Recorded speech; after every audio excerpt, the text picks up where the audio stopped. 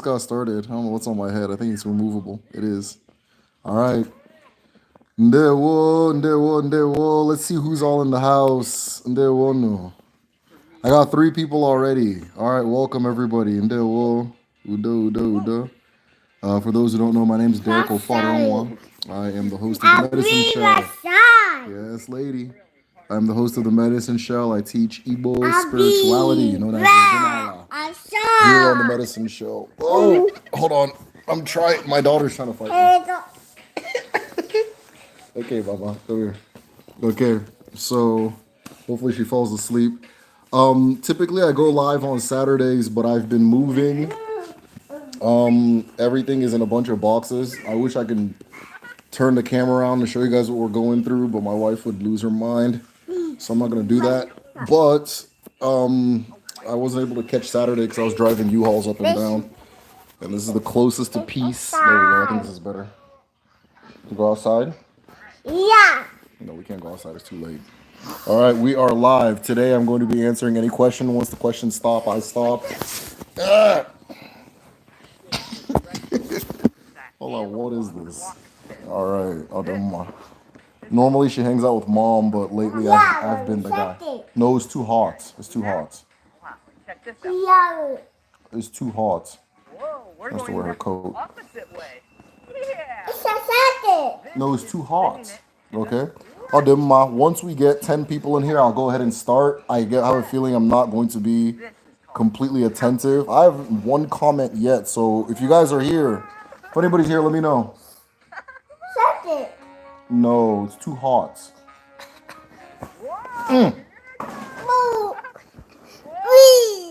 It's all gone. It's blippy. Are the comments turned off? No, it's okay, Mama. Come here. Oh, Siberia. Oh, jeez. I don't know if this is gonna work out, guys. Odemma. It's okay. You gonna get water? Yeah. Yes, let's get water. Okay. I'm really risking it trying to go live right now. Udo, Mama. Hey, Mama. Oh yeah. There you go. It's much better. All right. Like I said, she used to be a mama's girl. Now she's all about dad. So this might be the new norm. All right, we have 10 people in the house. Udo. We have began. But unfortunately, only 4 of you guys have hit the like button.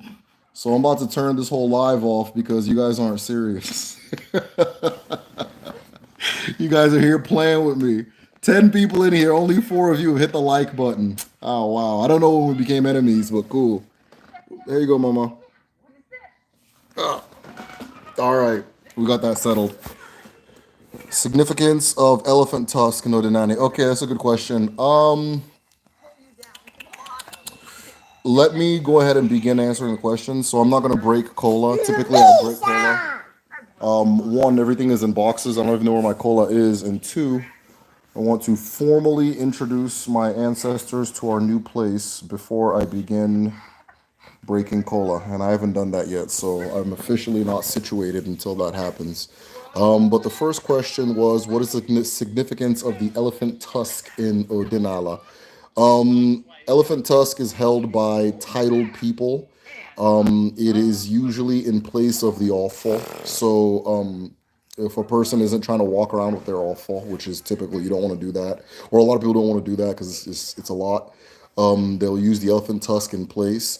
Oftentimes the elephant tusk is used as like I said, same thing, place for all fall. So sometimes when a person is reading like Afa, when they're reading Divination, they'll touch it with the elephant tusk so that you know that they're telling the truth and they're interpreting things truthfully, because a person cannot hold awful and die, or a person cannot hold awful and lie, because they're more or less kind of inviting their own death by doing that, right? If I lie, I die type situation. Ademma. Come on. Why am I saying that wrong? Come on. Come on. There, whoa. SC Ndewon, congrats on new place. Thank you very much. Ademma, Ademma. What's the significance of, okay, I already answered that one. Ademma. I think it's a race of humans that can touch us. What do you mean by that? I feel like I missed the joke. Darius, hit me with it again. Udo, Udo, Udo. Think it's a race. All right, so I'm answering any questions you guys have. I don't know. Okay. I don't know if I'm gonna be here super long because I gotta put my daughter to bed. She's not tired at all, so we can hang out until she gets tired. Congrats and well, oh, thank you very much. Yeah, we got a new apartment, and I've been moving all week. I pulled my back this morning trying to lift up my wife's clothes. I hope she's watching. I pulled something in my back, so I've been limping around all weekend, hunched over. But I'm feeling better now. I got a lot of rest today, and I've been putting a warm compress on it. But yeah, Udo, Udo, Udo. You guys seem to be question free tonight. Ah, Siberia, and they were always very nice seeing you. So, your thoughts on why people in our communities direct attacks towards each other instead of having courage to direct it towards oppressors? Um, Siberia, I'm actually gonna leave this question alone. I feel like this isn't the form for it, and I don't want to see that anymore. Huh? Say what, Mama? Baby. Cereal? No, it's too late for cereal, Mama. Cereal. Udo, Udo. Fọdụ nwa. Ekene. Ekene mwa. Ekele gị nwanne. Ọ dị mma. It's going to be that nice and fair enough. Dalu. Dalu. Siberia, I hope, anyways, things will settle themselves, but I hope you receive my message in good spirits because that's how it was sent.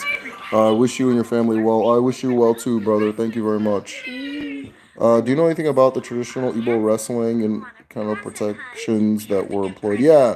So, yeah, the traditional wrestling. So, when the British came, one of the things they wanted to shut down were a lot of the traditions that were more martial, like things that were related to like any type of warrior culture. So one of the ones they really targeted was traditional wrestling, though I don't think they successfully got rid of it. It's still going on. It's still going on. Oftentimes, the traditional wrestling was a battle between two wrestlers. Sometimes it'd be a battle between two Dibia. So one Dibia would say, yes.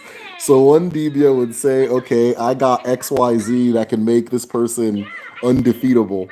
Another Dibia comes and says, I have XYZ. One person might have Abidosheka. The other one has Ganduska Gandusa. Those who know. And the two wrestlers will battle it out. And we will see, oh, thank you, Siberia. We say, thanks for the donation. So the two wrestlers will battle it out, but it's not like there were specific things that were used for wrestling. Sometimes it was like a testing ground if you wanted to use medicine in the wrestling. Sometimes it was like Dibia versus Dibia by way of two wrestlers, but most of the time it was two wrestlers just battling it out.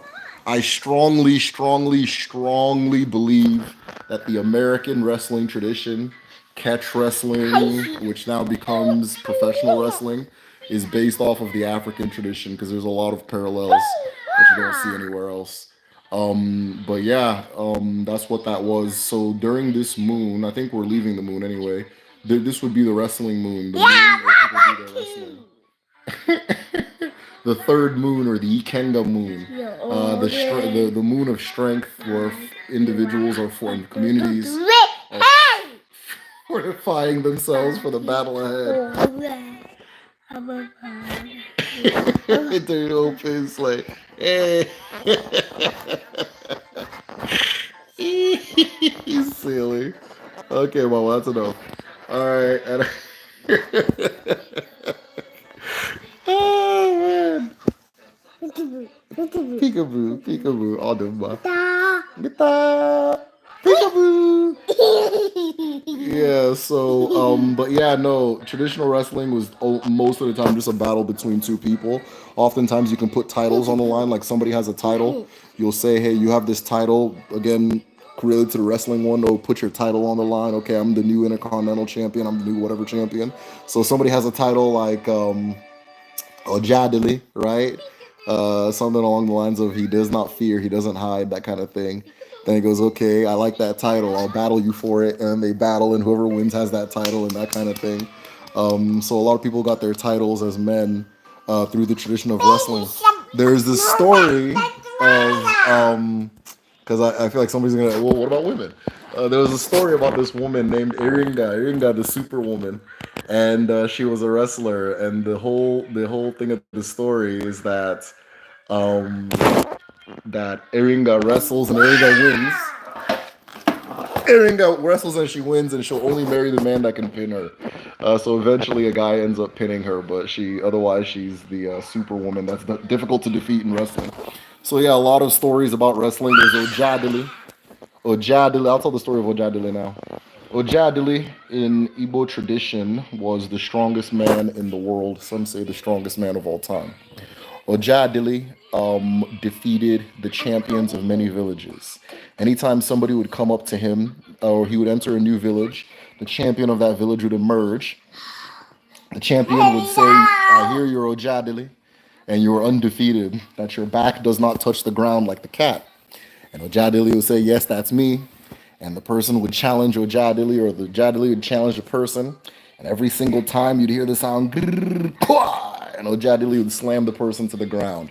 Ojadili went from village to village, from country to country, town to town. He went to mountains, he went into the forest, he went underwater, he went everywhere, looking for people that can defeat him, which he could never find. And so one day, Ojadili realized that he had ran out of human opponents, that there was nobody in the mortal world that could defeat him. No human being, no animal, nothing. So Ojadili did the next best thing, which was to go to Alamor to find an opponent worthy. Everybody warned him that anybody who enters Alamor does not return. If you enter Alamor, you do not return intact, right? That kind of thing. And Ojadili says that so long as my Ikenga is alive, I can wrestle in the land of spirits. And so Ojadili, with his Ikenga alive, went and recruited his good friend. His good friend was an Oja player. He played the Oja. And what is known about the Oja is when the Oja is played, the spirit awakens. So he went with his best friend into the land of spirits. And I will leave the story there because one, I feel like it. Two, I want to get to the other questions. And three, if you guys want me to finish, you'll let me know and I'll finish later. All right. Somebody says learning never ends. Absolutely. Patty. Are there trickster gods in Odinani like Anansi? I wouldn't say like a trickster god, but there is Mbe the turtle. And Mbe the turtle appears a lot in Igbo folklore as the trickster, the person that plays tricks and that kind of thing.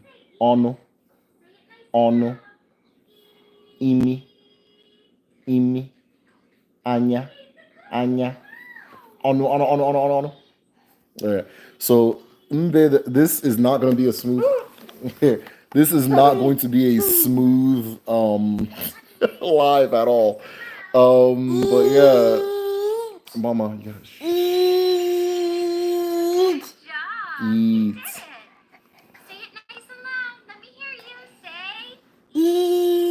Hey. So Mbe the tortoise is the trickster. Now, if you go very deep into Igbo cosmology, you'll understand why Mbe the tortoise ends up being the trickster.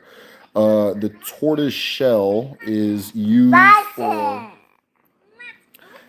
for the highest form of divination, and this form of divination is the divination where the apapala, which are the 4-node afa strings that do the divination, are kept inside of a tortoise shell, and it's said to be the most accurate form of divination a person can do, and only very special Dibias. In fact, Dibia, Robina are the only ones that do that particular one. So the tortoise shell represents the mind, wisdom. The tortoise shell represents Ekwinsu, and for that reason, sometimes people say Ekwinsu is the trickster. I would argue Ekwinsu is not the trickster, but I get it. But the tortoise shell represents Ekwinsu. The tortoise shell represents the mind. The tortoise shell represents protection. The tortoise shell represents the.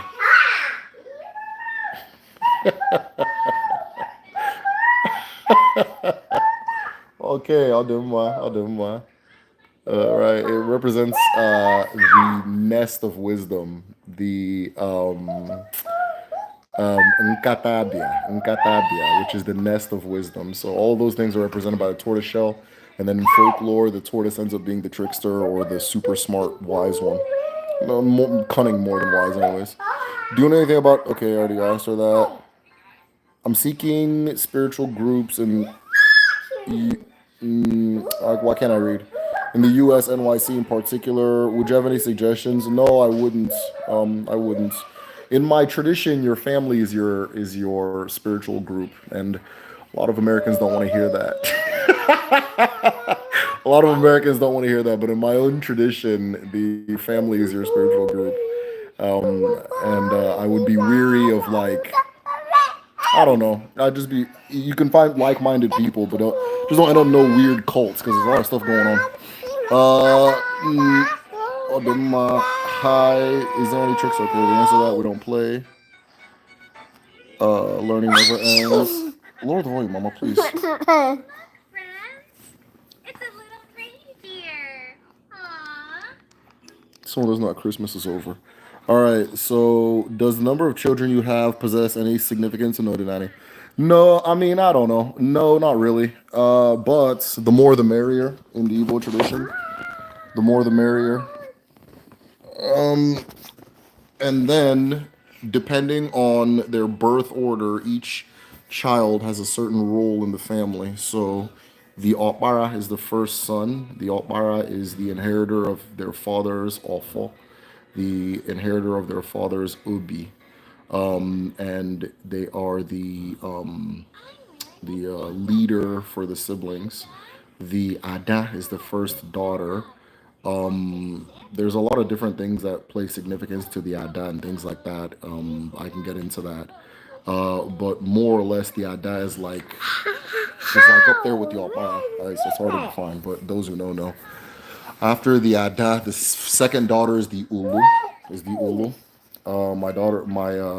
My wife is an Ulu. Ulu are typically named after their maternal grandmother, which is funny because my siblings, we didn't know that, and my older sister, of course, had her daughters first, and she accidentally did that accurately. She accidentally did it that way, and then it turned out to be the way it was supposed to be. The second son is the Olu. The Olu. Just I don't know any significance for that either. And then I can't remember the name of like the youngest daughter and the youngest son. But then after that, I don't know if they have names. But each person in the family kind of has a role. Traditionally, like when they used to allocate like if you kill a chicken, the parts of the chicken were given out based off of people's titles within the family.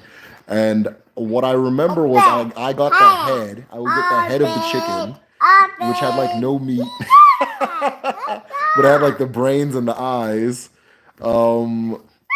I think my sister got the heart, the obi, and my youngest brother, he was my youngest peekaboo. My youngest brother at the time,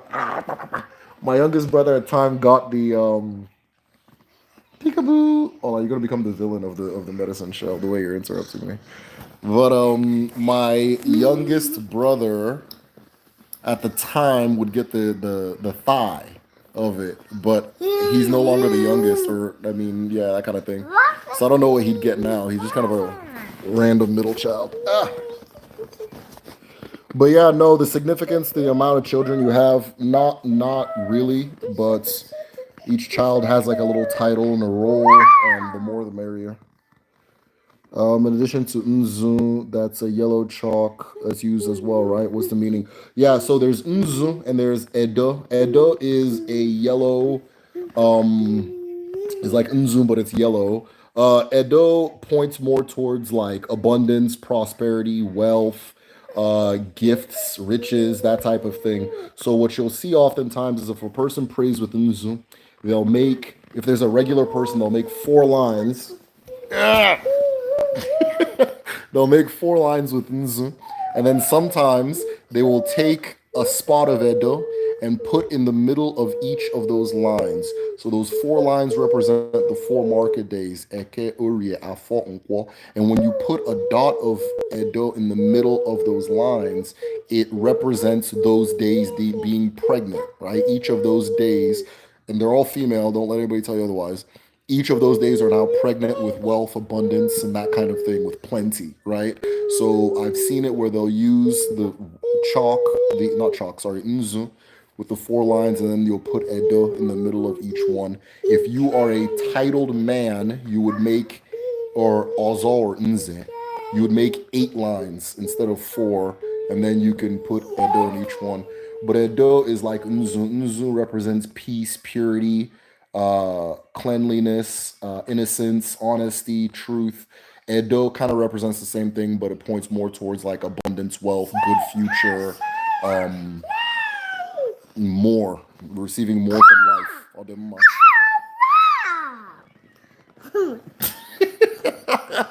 All right, hold on. Hey, you're really up in my grill, man. All right, this child is not sleeping. She's trying to trick you. So-called friends don't want to see you lift your burdensome loads. Darius, ain't that the truth?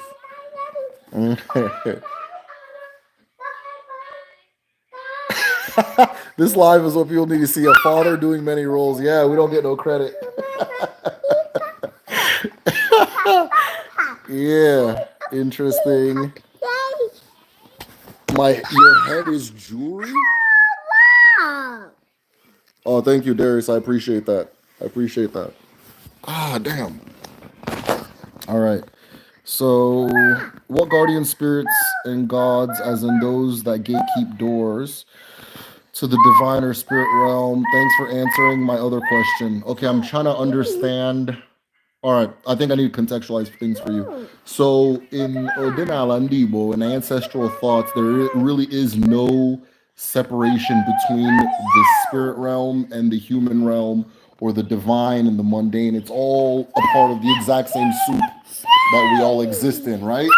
So I, as a person, you as a person, everybody in this live, we have what's called a chi. It is a parcel of the divine that is us, that some people say lives within us, some people say guides us, all one and the same. We are a manifestation of that parcel of the divine, right? We also have more, which is our spirit, which is, like I said, the spirit. So all of that has to come together for us to be who we are, and all of it's considered divine. So there's really no separation. There's no, it's all one and the same. That's why, for example, if you look at a lot of African spirituality, there's this idea of giving food to your altar.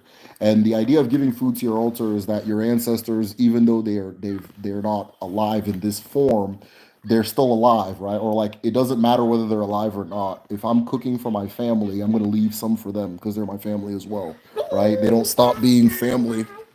They don't stop being family once they're buried, that kind of thing. So there's no separation, right? It's not like that kind of thing. You don't separate. There's no separation. So there's not really an abara that would give you access, or a deity that would give you access to the divine. They're all one and the same. If you think of what was I going to say?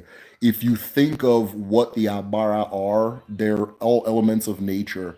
Now, in the West, some of these things we don't define as elements of nature. So, in the Igbo tradition, justice is an element of nature, just like rain, just like potassium. Justice is an element of nature, right? We don't. We wouldn't think of that in the West.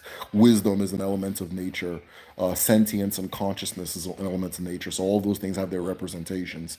I would say though, the closest to like a gatekeeper in any sense would be like Ekwensu. Ekwensu. Ekwensu is said to be the force, the Abara, which means force or power, or perpetual force or perpetual power, right? Is what Chukwu, the creator, places to watch over its creations. So if Chukwu says this person needs to plant an apple tree in the next 3 days, or this person will plant an apple tree in the next 3 days, the force that makes sure that thing is done is Ekwensu. Ekwensu is known as the Abara that is feared by Abara. The presence of Ekwensu feels like fear. It feels like chaos. It feels like heightened sense. So oftentimes when a person is doing what is divinely mandated that they do or divinely required that they do, the feeling of fear does emerge. The feeling of anxiety does emerge. The feeling of pressure does emerge. But that feeling can either stop you, right? Can either be a wall that blocks you, or it can be the wind behind your sails that makes you do the thing as it is supposed to be done. So oftentimes, so when each person is created, they're created with a certain akaraka, right? I'm not gonna use my left hand. A certain akaraka. Right? See these etchings on my palm? It is a script for who I'm going to be and who I am and who I was, right? All of that is a script. And so in order to execute that script, there's something that oversees to make sure that that script is done. And oftentimes, oftentimes that script is going to require me to do things that will seem extraordinary. This is everybody, it's not just me. That's going to do things that seem extraordinary. And when that happens, that feeling, that Ekwensu feeling heightens and increases. Now, Ekwensu was called upon by communities in times of war and in times of justice. But Ekwensu is not something you call upon lightly. If it's a matter of justice, somebody's gonna die. So, so if it's like, okay, who stole my goat? You're not gonna go to the shrine of Ekwensu for that. You understand? But if it's like, who killed somebody, right? And you have two suspects, and it's like, okay, whoever touches this and lies will drop dead. That's more of like an Ekwensu type of thing. It's very extreme and very powerful. In a time of war, the Ekwensu shrine is erected, and then when the war is over, it is destroyed. If it is allowed to stay up and linger, that spirit will crawl through the community, cause chaos, cause spontaneous death. Not death like attacks, like a person attacking another person and killing them. Acts of violence, that kind of thing. Which is interesting because if you think about the US, right? Think of America. We enter a lot of wars and we open the shrine, but we never shut the spirit down. We never close it. We just go into the next one and the next one, and the next one. And it builds and it builds. And it's interesting because our ancestors said when you don't shut that thing down, you have within the community starts attacking itself. And then you think about, a lot of the things that veterans go through with like PTSD and the suicides and the school shootings and all these different things that have a direct link to our, they're probably going to shut this channel down after this, that have a direct link to our war culture, right?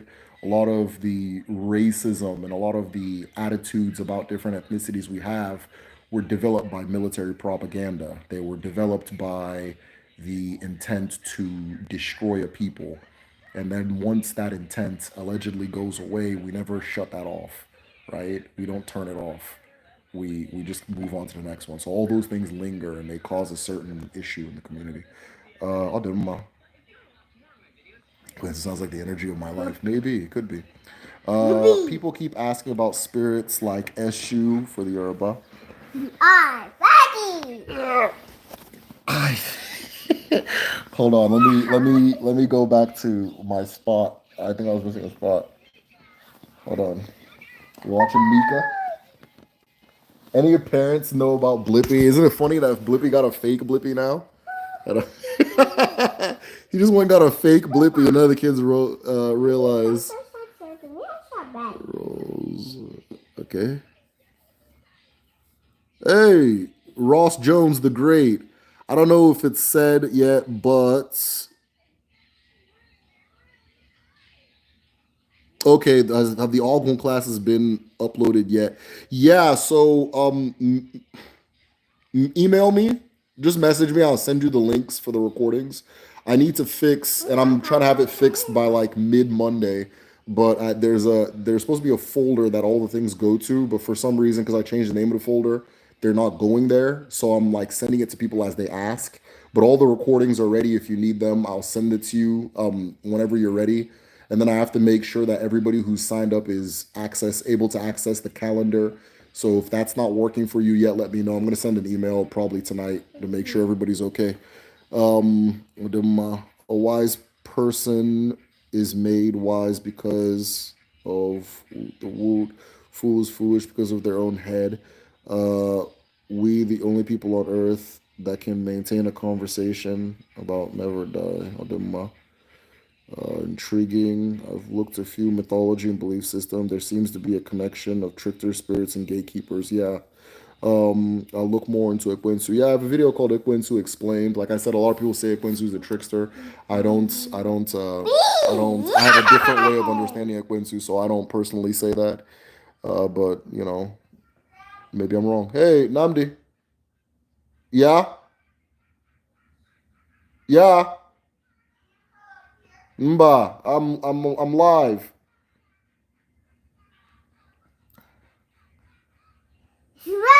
Can men learn? Yeah, you can. Nothing's gonna stop you from, but it's traditionally something that's for women.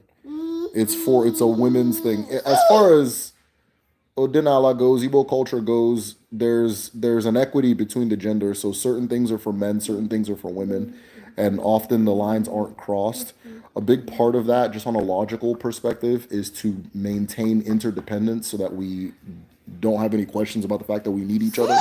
And I want to stay with you, and I can't stay with you. she's actually supposed to go upstairs too. Then why are you letting her stay here? I can't stop her. She's a baby. Do you want to take her upstairs with you? Yeah, I'm kind of feeling lonely. You feeling lonely? Okay. All right, guys. I'm gonna pull a stunt. I'm gonna see if I can. I'm gonna take my daughter upstairs. You guys are gonna look at the ceiling of my new apartment for no reason for a few seconds, and we're gonna make it work. Okay, Namdi, we're gonna run up. Okay, ready, set, go. I can run fast. I can run really fast. Oh, my back. What? All right, go, go, go.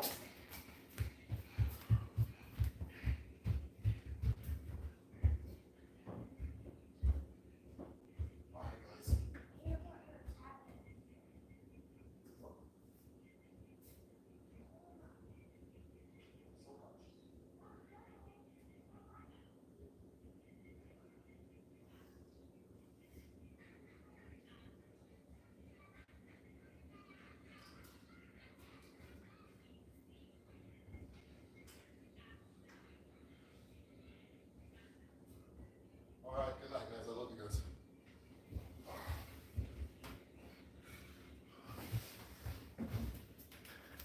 And we're back. All right, now we can make this a little more professional. I think the kids are going to be going to sleep.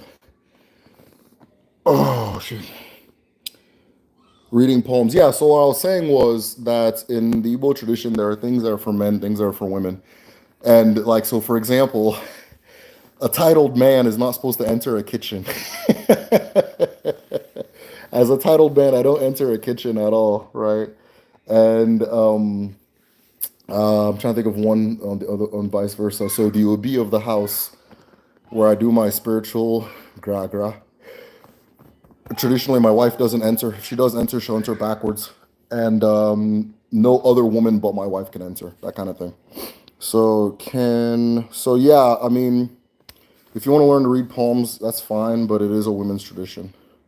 America hella young, ain't shit about it, can outlive us. Yeah, that is the truth. I believe it. Oh, then my guys, looks like the questions are all done. Maybe it's because I left. Oh, then I've never. Oh, maybe I have. I try not to pull those kinds of stunts. I don't know how it works out. All right, looks like we're all out of questions. which is fine. I can understand that. I'll do more. I have one more. Okay, go ahead. Tell the stories about Chuku being stupid. I don't know any off the top of my head. In my folder on Patreon, I do have a collection. So I have the Chuku in the Chuku folder, and then in the storytelling or folklore or something like that. I don't remember how I titled it, but basically one about stories. There are stories in there about the dumb Chuku, the Chuku that's not smart, right? The stupid Chuku. So, but yeah, they are very interesting. Hey, Kofo. Hey, how are you? Good seeing you. But yeah, no, they're hilarious. There's one where Mbe tricks outsmarts Chuku, but I don't remember what the story was. But they're interesting. I'll be sharing them on my channel for sure. I'll be sharing them for sure. Divination, is it binary like the Yoruba? Yeah, it's the exact same. Well, it's the same thing. So Afa is the Igbo one. Ifa is the Yoruba one. As you can see with the names, they're just about the exact same thing. I think the Igbo one uses more nodes than the Yoruba one, but the language that yes, it is binary, but the language that it speaks is the same, right? The language that it speaks is the same. Um, what was I gonna say? So something like if you get like five, you'll get like it shall be in Igbo, or in Afa, it'll be it shall be as well in Ifa. And that's why, like, when we're done with prayers in Igbo, the Igbo tradition, we say Ise, which means five. It shall be. It's divination language. Um, Yoruba people have to explain to me what Ase means, because if I tell them now that it came from us, they'll argue.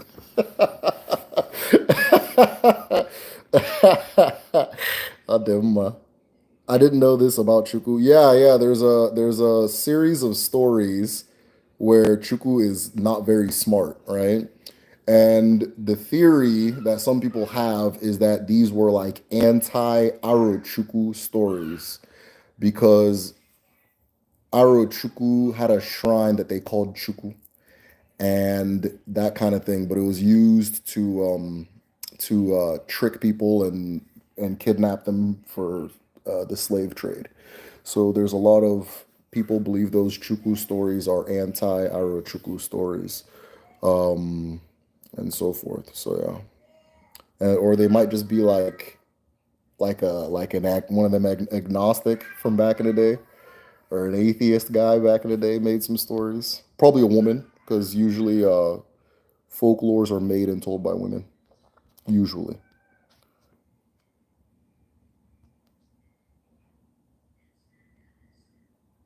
Can a person make their own effigy of their chi, or does it take a dibia to do this? Yeah, you don't need a dibia to make your own, like an altar. You don't need that. Typically, people don't depict their chi in their altar. You don't depict your chi. Because if you make something and start calling it your chi, it'll become your chi, if that makes sense. And you don't want to do that. Your chi is bigger than whatever you use to depict it. But when you set up an altar, what you're representing is what we call the ezumezu, which is the full and total you, right? So think about it as like you as a galaxy, right? You as a universe, you as a solar system. What's at the center? Okay, your chi. And then what orbits around your different ancestors and things like that. So you're just depicting yourself. But no, you don't need a dibia to do anything, as far as setting up like an altar and things like that. A dibia is a doctor. A dibia is a doctor. So a dibia is for solving problems, and setting up an altar is not a problem. I say in Yoruba has the same purpose. I'll do more.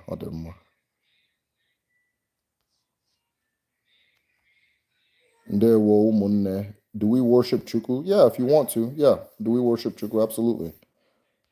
Absolutely. Uh, but not everybody does. It's not by compulsion. So in a lot of communities, that's not whatever they call Chukwu isn't like the main thing they focus on.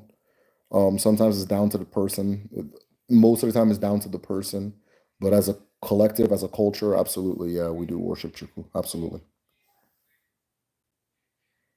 What is the Igbo equivalent of Ori? Okay, so the I've been told, I don't know the Yoruba tradition that well, but I've been told that the Ori and the Chi are similar, that the or the same. The Ori and the Chi. If you understand the Yoruba tradition, one of the big differences with the Igbo one is that the emphasis is more on the Ori than what you would call the Orisha, right? So we there's not much focus on like Abara and things like that. But there's a lot of focus on the Chi or the Ori and that kind of thing. So the Chi and the Ori are kind of crossover. Are there female Dibias? Yeah, yeah, absolutely. In this day and age they're called Is and Y. Is and Y. I think they were called that in the past. Is and Y is also one of the names for Nemiri. Nemiri, the Abara of water. But yeah, female Dibias are known as Is and Y, but some people just call themselves Dibia too. It's not a big deal anymore. Nobody's tripping on that. If it ain't about the money, don't be blowing me up. I thought that was the comment. Don't be blowing me up. What is the Igbo equivalent of Ashe? Well, explain Ashe to me, then I can tell you what the equivalent is. Odemma. I think I missed some questions, so I'm gonna scroll back up. Your graphic image, what is the meaning? Why do you choose it? I don't know. I didn't know this about Triple. Okay, I already read that. Okay, I'm caught up. All right, so in Yoruba, Isese, it is supposed to be Ori focused, but it later changed.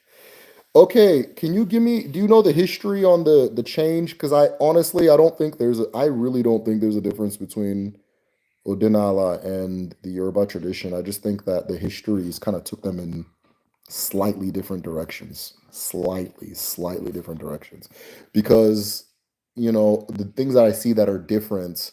Whenever I inquire, people say, "Oh, okay, well, they just recently started doing that. It was actually this, right?"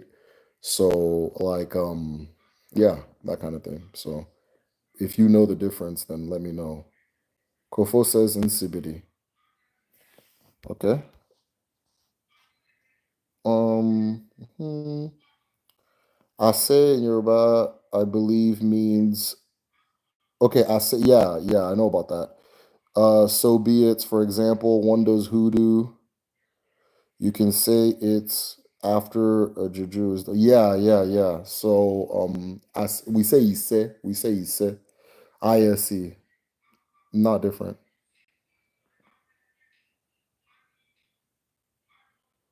There isn't a difference. Basically, colonialism changed isese, which means tradition. Okay, all right, yeah, yeah. I figure. Yeah, there's. I don't think there's a difference, but and I think that like in the modern day, there's like I think I even think the focus on the Orisha, I think that's kind of new. I don't think it was always like that. Um, but who knows? I'm not Yoruba. Uh,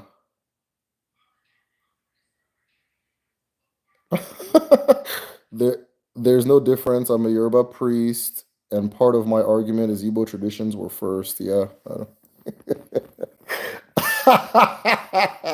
I'm sure. I'm sure they're happy to hear you say that, Akuya. Yeah, yeah, yeah. It's the same thing, but the Igbo one's older. It's the same. It's just the same. It's the same damn thing. It's the same thing. It's taking the same understanding of the universe and living in a different geographical area, and so then it produces slightly different results, but you can explain those results using the same logic and the same understanding. So, Adema, you blow me up. I agree. LOP. Okay, here we go. Any thoughts, reasons being spiritual or historical for the absence of Odinala and African spirituality from the Caribbean, but the Yoruba is so persistent? Oh, this is a really good question. So it's something I looked into as well. Something I've looked into. I think this is my theory, and I don't have like anything concrete on it, right? So, or no, I do have things that are concrete, but like it's a theory, is what I'm saying. It's just my theory. It's not like the law. All right. So when slavery first began in the New World, they really weren't getting people from the eastern side of the Niger River, right? So by the time you get to Igbo people on a boat, you've already crossed Ewe, Yoruba, all these different people, right? And so the first places they're getting people are Congo, Angola, and then like the Senegambia area. And then they, when things really start ramping up and they start going really crazy, they start getting people from the Yoruba areas, the Ewe areas, Dahomey, all those places, to the point where that area was known as the Slave Coast. They called it the slave because that's just what they were doing there, right? Ghana, things like that. I think when they started targeting Igbo people was very late in the entire slave thing. So the originally in the beginning they didn't focus too much on changing, like when they bring you to the new world. There was little to no focus on changing your religion or changing your way of life or making you behave XYZ, because most of the enslaved people were going to the Caribbean, South America, and a little bit in like North America, right? In the very, very beginning, were going to those places. And when you're going to the Caribbean, when you're going to South America, you're going there to die, right? It's those are they're like death camps. So places like Haiti, places like Cuba, places like Jamaica, and all these places, you're going there. They don't expect you to live past like a certain age, so they don't spend too much time trying to make you what they want you to be, right? To make you Christian and all this stuff. There's also the idea that if you Christ at that time, if you Christianize a person, there's now a moral issue with enslaving, like having them be your slave, right? So once they start detaching Christianity from the slavery and the enslavement, ironically, that's when they start focusing more on Christianizing the slaves, because then now they start making the racial argument where it's, yeah, they're Christian, but they're black. So curse of Ham, uh, they're not human beings, so we can do that. And around it was around the time of the Industrial Revolution when they needed like metalworking that they start focusing on bringing in more Igbo slaves. But what happens in between then is they kept having a bunch of rebellions and revolutions and all these things. I said in the Barbados, was it Barbados? Barbados, they had 101 summer, and they were wondering why they were having so many issues in the Caribbean, but in the United States, which is industrial, they weren't having as many slave rebellions. They were still having a lot, but not as many. And one thing that they noted, I have this really good book on it. One thing that they noted was that enslaved people in North America were Christianized. So they would make Christianize you. They wouldn't, it wasn't like a death camp situation. Like there were a lot of places, plantations where that's just what it was, but it was disgusting in the Caribbean. It was horrible. It was like horrid, right? And so, in fact, that's where they would take you to like break your spirit, then bring you back to North America, and that kind of thing. So they began Christianizing people at a certain point, and between the Christianization and industrialization is when they start bringing in a lot of people from the Igbo areas and that kind of thing. And I think that by the time a lot of Igbo people start coming, it's already now it's illegal to do your traditional whatever. So a lot of the ones that really take roots are from the Congo region, the Senegambia region, and the Yoruba region. And oftentimes, all the time, not even often, everybody just kind of mixed it up and made a whole new thing. So hoodoo, Santeria, all these different things, they mix it up and use a different thing. And oftentimes when they mix it up, they use the Yoruba words for these terms to do it. So it's all the same thing anyway. But there's a history to that. I think it's because Igbo people who were enslaved came a lot later. And by the time they came, the decision had already been made that the best practice for keeping somebody enslaved required Christianization. They have to make them Christian and that kind of thing. So it's a really interesting topic. I'm still looking into it, but I have this book. It's a Revolutionary Empire, a history of the British Empire by Augustus Calder, Calder. The book is massive, but open any page and you'll read something that will blow your mind that you probably haven't heard before. Like he was writing, he has a part where this is all like real stuff. They were trying to they didn't know how they were gonna do the U.S. colonies and thought they were gonna like set up kings and shit, and just really interesting stuff in there, you know. But yeah, it's a lot of it deals with slave rebellions and who came here first and that kind of thing. But yeah, is there a difference based on colonialism? Okay, yeah, already read that. No difference. We're not okay. Dance lessons, comedy, laughter. Okay. Hi, is there Igbo that take on the Jew Hebrew identity? Have the candle sin among many. Do you know how this fits into yeah, so yeah, you have people that are now Jewish because of the whole Hebrew thing, right? So you have a lot of people that are now Jewish. You have entire villages where the leadership in that village have decided that they're Jewish as of but a lot of that started in like the 1990s and the 1980s. So there's one village, they know who they are, and their king walks around with a giant Star of David. There is it, let me say, but I mean he's probably a king now, right?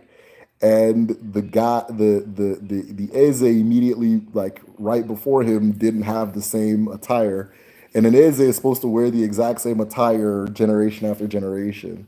So yeah, that thing has really seeped in, but it's artificial. It's not real. It's there's a history to it and why it is what it is and that kind of thing. But it doesn't. That whole Hebrew thing doesn't really start gaining ground until like the 1990s, 1980s, 19 late 80s, early 90s, and then with like the IPOB, Namdi kind of was really advertising it, so a lot of like young people really took to it. But no, it doesn't really have significance as far as Odinala and really what traditions go. It's just like a vacuum of historical ignorance. After the war, they stopped teaching history in a lot of Nigerian public schools because the idea was if people learn history, then Nigeria will cease to exist because they'll start asking too many questions. So they like there was a lot of courses that they took out. They took out history, and I think at the University of Nsukka, I don't know if it's like universal all over Nigeria, but the University of Nsukka specifically, which was the first modern university built by like Africans. It wasn't built by like the government or whatever. And University of Nsukka, they took out chemistry because that's where the Biafrans were learning how to make bombs and all that stuff. So, but I don't know if it's back now. I know the chemistry and history were both taken out because they were too dangerous. And so history's taken out. A lot of people at home, their only tradition or their only relationship with history is church, right? It's church. That's where you're learning history from. And then like, oh, my dad said this, my uncle said this. One time I heard somebody say that, that type of shit. Not like real history, you know. And so if you're a real Christian, which most Nigerians are, right? They're real, like, and I mean real Christians. You're gonna take the Bible literally and very seriously. And so if the Bible says the world started in the Garden of Eden, that's history to you. That's not just a belief. And in the Garden of Eden, then you had all these different Israelis, you know. Your idea of history is going to be okay, which one of these people am I, right? If you're a real Christian, you should actually believe, you should believe this shit, you know what I mean? So which one of these people am I? Okay, well, we have this why did they pick God again? I can't remember why they picked God. There's one guy in the Bible named God that they're saying is the father of Igbo people or whatever, but like they got plates in Igbo land that are older than human life in Israel, so that's just a bunch of BS. Hidden. Let's see what we're talking about here.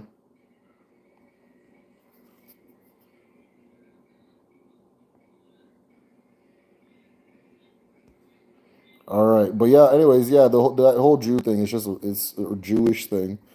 It's just a bunch of it's like of ignorance vacuum, right? So people didn't know their history, and then somebody came with a lot of ignorance, and that filled the vacuum. And it helps too because like the Jews, the Hebrews are the main character of the Bible. Bible's my favorite book. Oh man, I get to be a fucking, you know, I get to, Right? You go to a Star Wars convention, you tell everybody, hey, actually Jedis are real and all of you guys are the Jedis, yay, that kind of thing. But it's just a bunch of bullshit.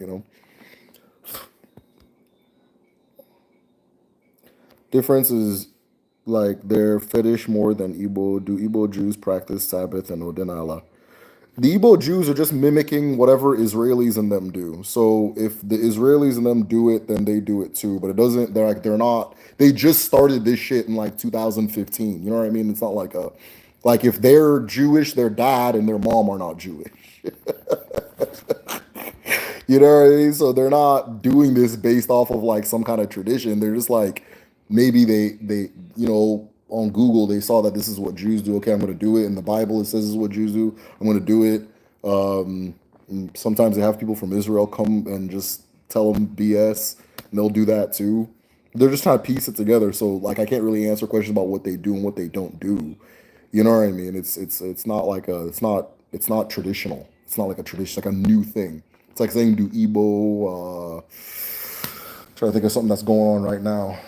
Do Igbo red pillars believe in going 50? I don't know. It's just they're just just some new shit people are doing. They'll get over it. It's a fad. They'll get over it.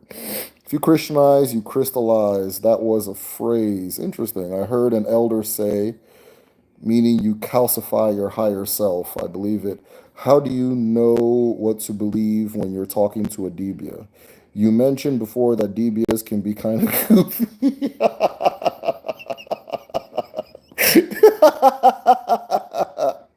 Make a lot of wild claims. Okay, the claims are going to sound wild to you because you're not a Dibia. You don't think like a Dibia does. But to a Dibia, that shit makes perfect sense. And oftentimes, where a lot of our folklores and stories and parables and stuff like that come from a person with higher wisdom trying to translate it to somebody who doesn't have that higher wisdom.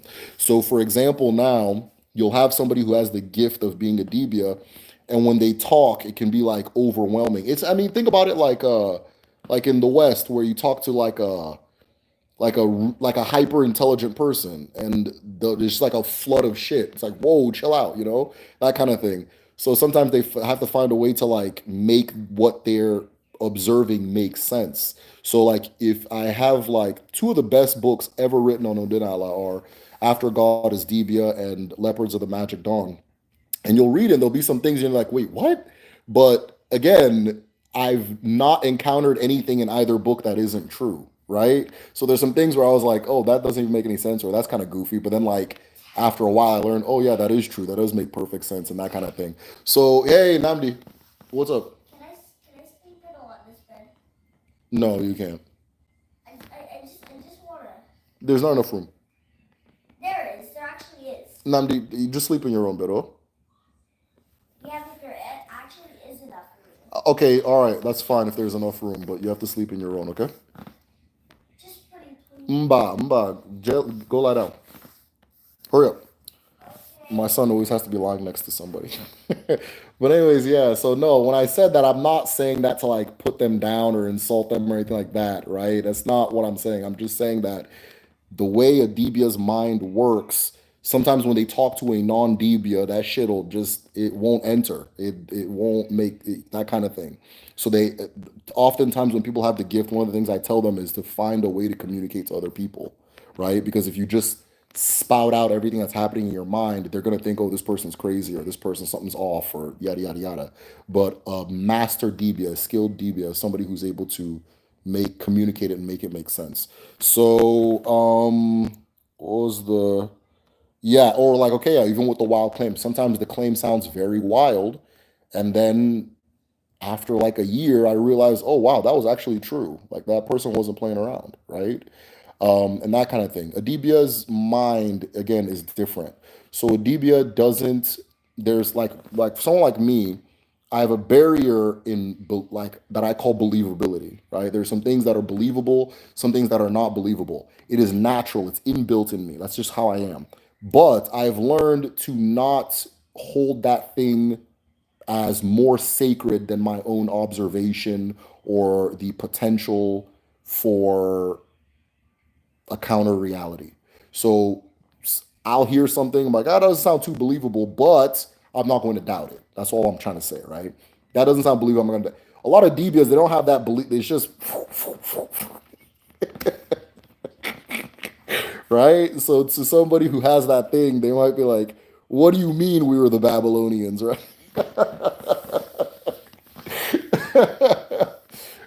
That kind of thing. So no, don't think that I'm putting them down. I'll say a good 40% of what I learned was from talking to DBOs, greatest minds in the world. Uh, but yeah, I don't like. What was the question again about how do you know what to believe? I don't know. Just believe what you want to believe. Believe what you want to believe. Nobody has any reason to lie to you, right? Nobody has any reason to trick you. And then also at the same time, when a DBA is working with a thing called awful. And if you're working with awful, you don't play around. Like nobody's like playing around or lying or making shit up with a DBA like or with awful. Especially if it's not worth your life, right? So nobody's gonna come and just start lying to you for no reason. Now there's some DBA that maybe they don't work with awful because it's too scary, right? But a real DBA works with awful. And if you're working with awful and you understand what it is, you're not playing around with your words. So if they tell you something and it sounds kind of out there, just know you're talking to somebody with a different kind of mind, and it's okay. Yeah, but then also be discerning too. So I'm usually discerning about like prices, like somebody tells me that costs blah, like wait, hold on, that kind of thing. But that's fine. What's the title of the book you mentioned? The book is Revolutionary Empire. I think something about a history of the British Empire, something along those lines. The author is like either August or Angus, and the last name is Calder, I think, Calder. And he just kind of goes through the history of the British Empire and how it was set up and what it was, and it is not what you were taught. I'll tell you that, man. There's some things in there that there's nobody has ever even mentioned, and then you look through it and look it up and research it, and it's true. And it's just one of the best sources for understanding that entire era of human history. And it's not from like a, it's from like a, his perspective is different. It's interesting, right? In the beginning of the book, he even had like a Chinawa Achebe quote. I was like, oh, okay, what's going on here? And when I read it, I picked. I haven't finished it, but open any page and read. You'll wonder what the hell, like that kind of thing. Yeah. Spell the last name again. All right. Yeah, you can rewind it. All right. The salience of Yoruba tradition and diaspora has a lot to do with the disintegration of the Oyo Empire in 19th century. Interesting, resulting in a large and sudden influx of yeah. So, even but before Oyo disintegrates, before that happens, that was still the area where most of the people were coming from. So they're coming from Senegambia, the quote unquote slave coast, which is the Yoruba region, the what we're now calling Togo, what we're now calling Benin, and the Angola Congo region. So, but the first ones were Angola Congo. So if you go to if you go to the Caribbean and South America, you see a lot of those traditions. When America really starts kicking it in gear, they target Igbo slaves specifically, right? They're very specific about who they're targeting and that. But there's just something very special about Yoruba culture too. It's never going to go anywhere. It's very resilient. And Yoruba people are very good at producing culture, right? They're very prolific at producing culture. So music, they can pump that shit out like water. Um, other things. Music, movies too. Those types of things. The, Christianity. You're there's a way that Yoruba churches spread like fungus. Like it just like they'll just and it shit just whoom, right? So like they send more missionaries to the West than the West sends to Africa at this point. If you go to like Houston and go look up the RCCG church, Man, they'll pop that son of a bitch up under someone's car if you let them. Like they'll you'll get a RCCG church and a damn strip club if you let them. They'll pop up everywhere. So they're just very prolific with culture. So I think that there's something particular about their culture that that's just a gift they have, you know. So of course their spiritual traditions are going to spread very far too. They're good at just proliferating some shit, you know.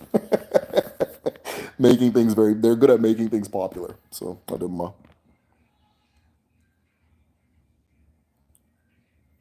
Yoruba traditions became in effect an overlay on top of pre-existing. Yeah, and so yeah, that's okay, perfect. I'm glad you said that, Kamu. So yeah, it's like an overlay. So like a lot of the things will use the Yoruba word, but it's that doesn't necessarily mean that's where it's from, right? So yeah, 100%. I will check out the book you said. I'm gonna screenshot it so I remember. West African warfare in Cuba, and I think that says Baha'i. Sound gone. Okay, I hope you guys can hear me. Okay, it was my end. Christ's imitation of chi. Maybe, I don't know. Greek X is chi. Yes, X is chi. And Roman numeral is maybe. Um no, I think Christ, the idea of Christ and the chi are two different things. They're not related. They have nothing to do with each other. Spell the last name of the author in the book. All right, fine. One more time. Calder. This book is heavy, oh. It's not like a casual read. But like I said, I've never finished it. But any 2 pages I pick up and read, I pick up something incredible. So, all right. Spell last name of the author. Okay, somebody asks, do the Igbo gods represent us and how? That's a really good question. So there's this idea in Odinala and Igbo thought that all things have a finite or like an amount, like a countable amount of manifestations, but that countable amount of manifestations repeats itself on different layers of nature, right? So I'll give you an example. The concept of Chuku, the Chi, the creator, right, manifests as the sun and the sky. That sun in the sky also manifests as the man in a house, the father in a house, right? On that level, the the eke, the feminine creator, the creation, manifests as the universe, which manifests as the earth, which manifests as the woman in a house, right? And those two forces that those two forces create life, right? Those two forces create life. As they created life on a cosmic level, they create life on a small level. So a concept like the Dibia, we talked about the Dibia a lot today. A Dibia is a manifestation of a spirit or an abara known as Agun. Agun is the all-knowing elements, is the all-knowing. It is sentience, consciousness personified. It is the mind of the universe. Agun is the mind of the universe, right? And that mind of the universe manifests in different forms as different things. So one of the things that Agun manifests as in human form is a dibia. So when a person is a dibia, they are born that way. It's a birth thing. You are born a dibia and then you actualize your abilities later in life. Now, as you're actualizing your abilities later in life, you come to realize that you are the human manifestation of this force in the universe known as Agun. But that Agun force is the mind of the universe. So you are tapped in to the universal mind in a way that the average person isn't. That's why I said that oftentimes the communication barrier between somebody who is a dibia and somebody who is an ofeke, just a regular everyday person, there's a gap, right? So sometimes a dibia has to learn how to communicate their ideas in a way that is digestible for everybody else. And so yeah, the force of Ekwensu, right? There's this funny enough, there's this Oziama Odinani. They do incredible work as far as Odinala goes. And Oziama Odinani, they had a guy from my village. Funny enough, I was very proud to see this, and he was explaining the concept of Ekwensu to the camera person, whoever was interviewing him. And he says that Ekwensu manifests as a man with a gun, right? Ekwensu manifests as a man with a gun. So if you think of an army, if you think of the police, if you think of a guard, somebody with a gun. And again, remember what Chuku does with Ekwensu. Whenever Chuku sets a law, Chuku places that Ekwensu force in place so that the thing is done the way it's supposed to be done. Now, think about the general spirit of a military force, of a police force, and so forth. If there's a fear, it's a fear thing. Now, what happens if let's say a military force is occupying a place and they're just lingering and lingering? After a while, they start eating up the community. So it's that same thing. So you understand the cosmos by understanding the community. You understand the community by understanding the cosmos, because the cosmos manifests itself as the community. Everybody in a community is an actualization of something that is bigger and cosmic and so forth. The Ilu says, there's an Ilu that says, as it is in the hole of the rat, so it is in the hole of the snake. There's another one that says, if you want to learn how to make an ogene, you should look at the tail of the hawk.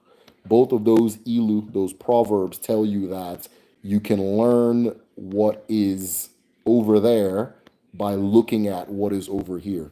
And so that is, man, I'm out here missing calls. Leopards of the Magic Dawn is out of print. Yeah, Leopards of the Magic Dawn, I believe, is out of print.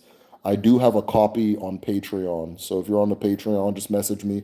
It's in the recommended folder. I'll do my Found the book, Revolutionary Empire. Thanks. However, Lepers and Magic Dawn is out of stock. Yes, it is. Yeah. Calder, Calder, is my family's last name. Oh, interesting. Are mermaids real? I don't know. I never met one. A lot of people say they are. I've never met one. I don't know. Uh, Let me find out that the 5% get their wisdom from the Igbo. Peace, God. Nah, man, I have a lot of respect for 5%. When I was young, I came across a lot of that, and it was very interesting. It was a big part of my growth as a human being. It was 5%. Uh, okay, my consciousness is I can't focus. So, anyways, yeah. What you mentioned about Dibias is really interested. I'm interested in becoming one. As a child, I often perceive things that confuse my mother and my peers. Okay, well, if you do feel that you are a Dibia and you do have that gift and that's who you are as a person, we do have a traditional medicine class at Kedu, www.kedu.me. We have the teacher is Dibia Uzochukwu. He's a Dibia, so he's a good person to talk to about that.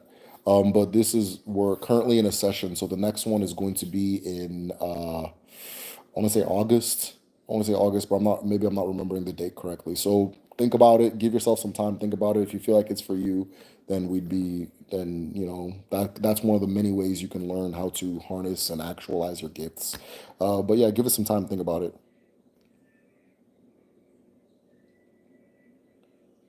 Uh-oh. Hey guys, I have to send a message. Okay, I don't know if I left, but my wife was was calling a lot. I wanted to see if everything was okay. All right, where are we at? Where are we at?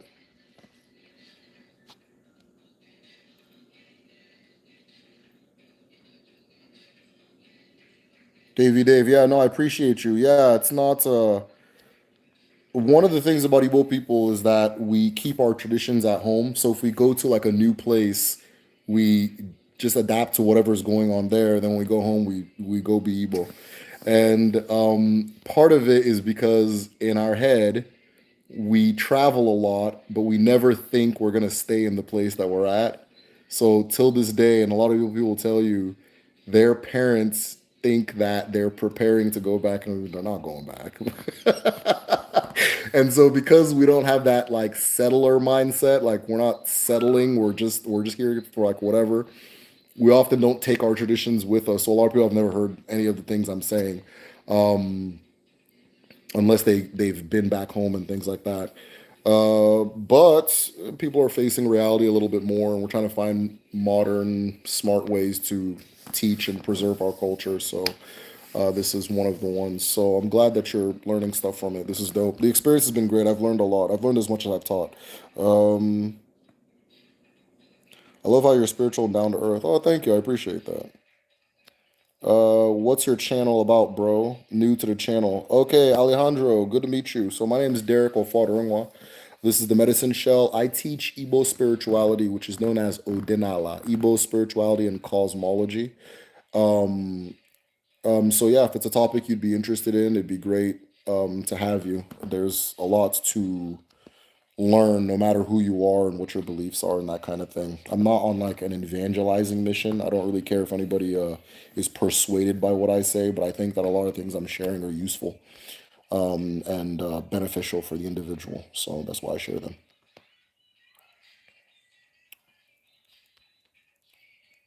I never knew anything about it. Okay, I already read that. I don't know how prominent my Igbo side is. I don't know. How do we discern if our deceased parents or ancestors are indeed share or Ndinana Anya? How do we discern if they are? If you buried them, then they are. So I'm gonna assume you buried them. So or your people buried them. There's no you don't need to discern whether they are or they're not. They are. It's automatic. Ichie just means like elder. Ichie is just an elder or like a titled elder, a respected elder, a titled elder. So like your maybe your grandparents, I don't know if they're alive, they're Ichie or they were Ichie. Maybe they were Ichie. I don't know. Maybe some people. I don't know.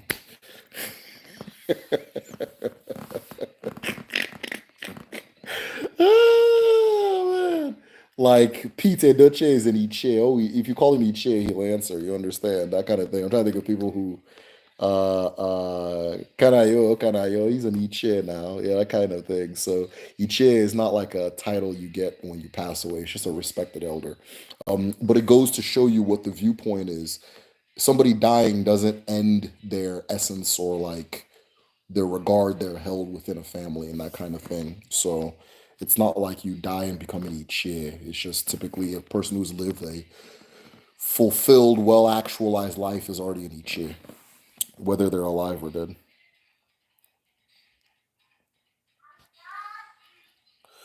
Who is an Ose Bulua or Ose Obala? Ose Obala. Ose Obala sounds like Afa language, and I don't like. I would have to look at a book or something to tell you what those terms mean. I can guess, but I don't want to guess incorrectly. So I'll go ahead and take a guess based off of my what I understand about Obala and Ose. Ose typically points to some type of potency, some type of energy, some type of like a high vibration, strong vibration. Obala is a gathering of light, a gathering of light. So I'm going to assume an Ose Obala is a Dibia or a Diabia. It's the same thing. That's what I'm going to assume. Now, I've studied Afa enough to be able to guess certain things. I can guess certain things, but I don't speak the Afa language. It's not like I'd have to look at a resource to be able to have resources in the library.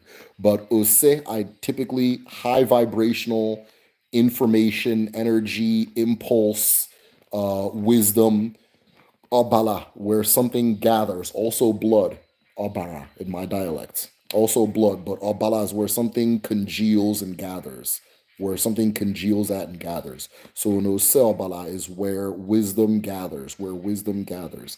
And that's what a Dibia is. A Dibia is like, if you want to think about like a satellite receiver for universal wisdom, a satellite receiver for universal wisdom, right?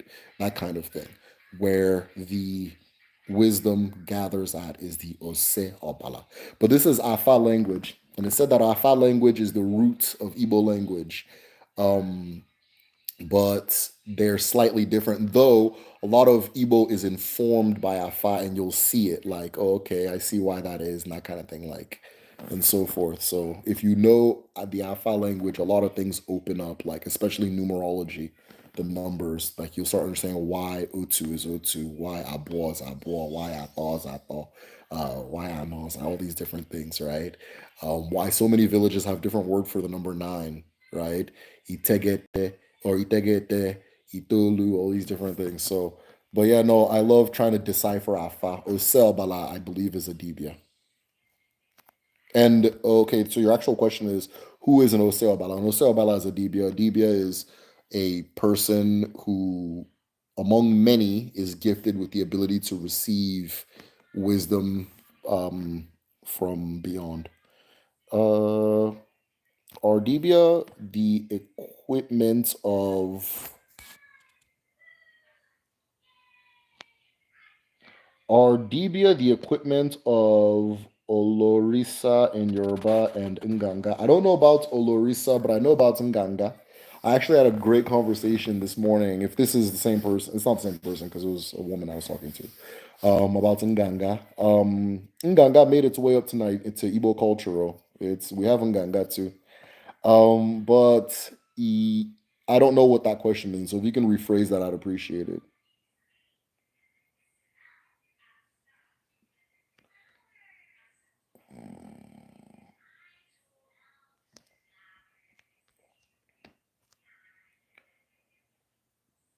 Not an Olorisa, more of a Babalawo, but a bit more mystical. Okay, all right. So cool. So Ross, aka Uche Chuku, I appreciate you for tackling that question. So I didn't know what an Olorisa is. This was all this was a really insightful Oh, Danielle, nice seeing you. Thank you very much. So I'm just talking. I'm glad you liked it because I was like, I just feel like I'm running one mouth today. Hello, blessed people. Can I ask a different question if possible? Yeah, ask as many questions as you can. So long as the questions keep coming, I stay. Once the questions run out, I dip. But usually, this is around the time people start running out of questions. So let's see if we can keep it going. I missed Saturday. I wasn't able to do Saturday. I'm in the middle of moving, so the place I'm at right now I'm hiding it, but it's just boxes. And I'm not trying to show it because my wife will go crazy. So even this stuff back here, I just set this up a few hours ago. Nganga is a healer in the Congo tradition. Yeah, so um Nganga is okay, so Nganga makes its way up to Igbo culture by way of the Ekpe society. So a lot of 99.9% of the sources online you'll see about Ekpe will say that it comes from Ikoyo and Efik and all this. That's not true. Ekpe, Insibidi, all that stuff comes from Congo. It comes from Congo. And it made its way up from Congo to Gabon, from Gabon to Cameroon by way of probably the ocean. And then it reaches the Cross River. And then from Cross River, it reaches the Cross River Igbos, which is Ebonyi, Arochukwu, Aribaba, just Abia, the eastern side of Abia State and Ebonyi State. And so there's like, for example, one of the people who are in that group are like Aro people, and they call themselves Aro Jinganga, those who have Nganga. But my understanding of Nganga is it's a healer, of course, but it's also a medicine tradition, a healing tradition, a specific way of doing medicine. And it is seen in our tradition as a very high, very powerful way of doing that. So yeah, that the concept of Nganga makes its way all the way up to Nigeria from Congo. And it was a friend of mine who is in Ekbe was told by one of his chiefs, one of the elders in Ekbe, that it's from Congo that Ekbe came. It's not from Cross River. So Odemma. I taught the martial arts. I consider it American boxing. Ain't never been whooped, he said. Yeah, Darius got the real Nganga. Hey man, never been whooped. Please, any knowledge over my son's father. Ronald. Let's chill on the real names, by the way. Any knowledge over my son's father are about s- it's not that you didn't write it correctly or anything. I'm not able to focus right now. Any knowledge over my son's father, Ronald, about succeeding over taking custody of my son? Please. I'm suspecting he's planning to go to court. We are sharing equally now. Valerie, I would not know where to even begin in answering that. That's not my jurisdiction whatsoever. I hope you guys can work it out. If there's something specific to what I talk about, that's very personal. If there's something specific to what I talk about that can contribute to your situation in a positive way, I'd be happy to share it, but I don't know your son's father. I don't, I'm just meeting you. It's the first time I'm seeing your name. There's not much I can do. Unless are you asking me to like bury something in the backyard for him or something? Which no, I won't do. That I won't do. So you guys will be all right. Thanks. I was under the understanding of Ndi Chie was only those whom have completed. No. So okay. I understand where you got that idea from. Um, I'm Igbo, but still new to Odinani. Yeah, no. If somebody takes a title, like if somebody takes the title Nze Ozo, like the real titles, not that like bullshit where they'll give you like you'll go to church and they'll start you're a knight, or you'll go to all those like Aporoka is, and they'll just okay now you're a chief. Woo, woo, woo. If you get like a real title, you become an Ichie, and an Ichie is already an elder, is already a living elder, right? You're the Ofal, whoever holds the Ofal in your family, the eldest man is already a living elder. Um, and then, of course, when everybody passes away, they become a living elder. They become an Ichie, right? So it's not, there are living Ichie, there are Ichie that have passed away. When we speak in English, we translate it as ancestor, but it's not the best translation because ancestor specifically refers to the dead. Ichie is just the exalted person, the higher people in the family, right? The people we go to for guidance and wisdom in the family, the people we go to settle disputes in the family, the people we go to know how things are supposed to be done, the people who understand the tradition a little bit better than we do. And so, anybody that passes away is Ichie, so long as we bury you. That burial ceremony is the same thing as a chieftaincy ceremony. A chieftaincy ceremony, like a real one, Inze, also like not that fucking in America we have this thing called Chuck E. Cheese, where you get tokens. They give you little tokens and fake money, and that so it's not like a Chuck E. Cheese. I'm not the Chuck E. Cheese uh titles, anybody could talk, I'm sir blah blah blah. No, not that. The real titles. When you get those real titles, and the ones that aren't sanctioned by the church, it's the same thing as dying and coming back to life. It's a ritual death is involved.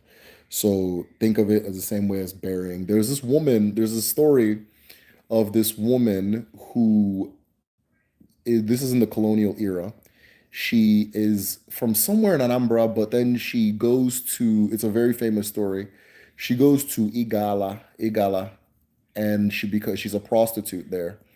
And while she's living there as a prostitute, she becomes the girlfriend and maybe wife, maybe just girlfriend of one of the colonial officers.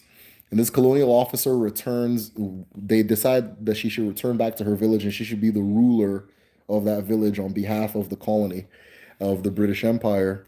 And she accepts and she goes and she does that. And the people are mad at, like, what the hell is this? And so she knows that her people won't give her a proper burial. And that's extremely important in our tradition, right? That our people, they're not going to give her a proper burial because the fuck, you know? And so she makes the community give her a chieftaincy title, which already represents a proper burial. So if no matter how she dies, anything happens, she's already had a proper burial and that kind of thing. So I'll tell the story in one of my videos But any family member who you bury and put in the earth is in each year. It's done. Odemma. I'm in Belgium. I understand. Bless. Odemma. Odemma. Okay, cool, guys. It sounds like the questions are running out. Unless I'm gonna skip, go up. Odemma. There's I ain't never been whooped. Ganga's a healer. That's dope. That's dope. New Orleans, Louisiana specifically had Igbo large numbers brought to the states through transatlantic slave trade, but hoodoo and voodoo is very prevalent, but not Odinala. Well, Odinala is a new term, right? Odinala is a very new. It's not new, but it's new. So before we used to just call it Igbo. You should just call it Igbo. I feel like I get a bunch of stuff on me. All this stuff. I've been packing stuff all day, so I'm gonna find like little lint fuzzies in my hair and stuff like that. What is that? This is killing the sex appeal. So yeah, no. What was I gonna say? So Odinala is the real term for Odinala is Igbo. It's just Igbo, right? That's the what we're calling ourselves Igbo. That's Odinala. It means the same. It's the same thing, right? We use Odinala now because people say I'm Christian and I'm Igbo, right? So you can't just say the Igbo blah blah blah because there's some Igbo blah blah blah that's like churched out. Yeah, and it's not the same thing anymore. So it's just colonial confusion that makes us say Odinala. So in the time of slavery, people wouldn't have been saying Odinala or Omenala. They would just say Igbo, or I didn't mean, would they even have a word for it? I don't know. They would just say Igbo, right? So if somebody, let's say during the time of the transatlantic slave trade, they're coming from that part of the world, they're not calling it Odinala, right? They may, as they, whatever influences goes on, that kind of thing, then the term hoodoo emerges. Okay, it's the same thing.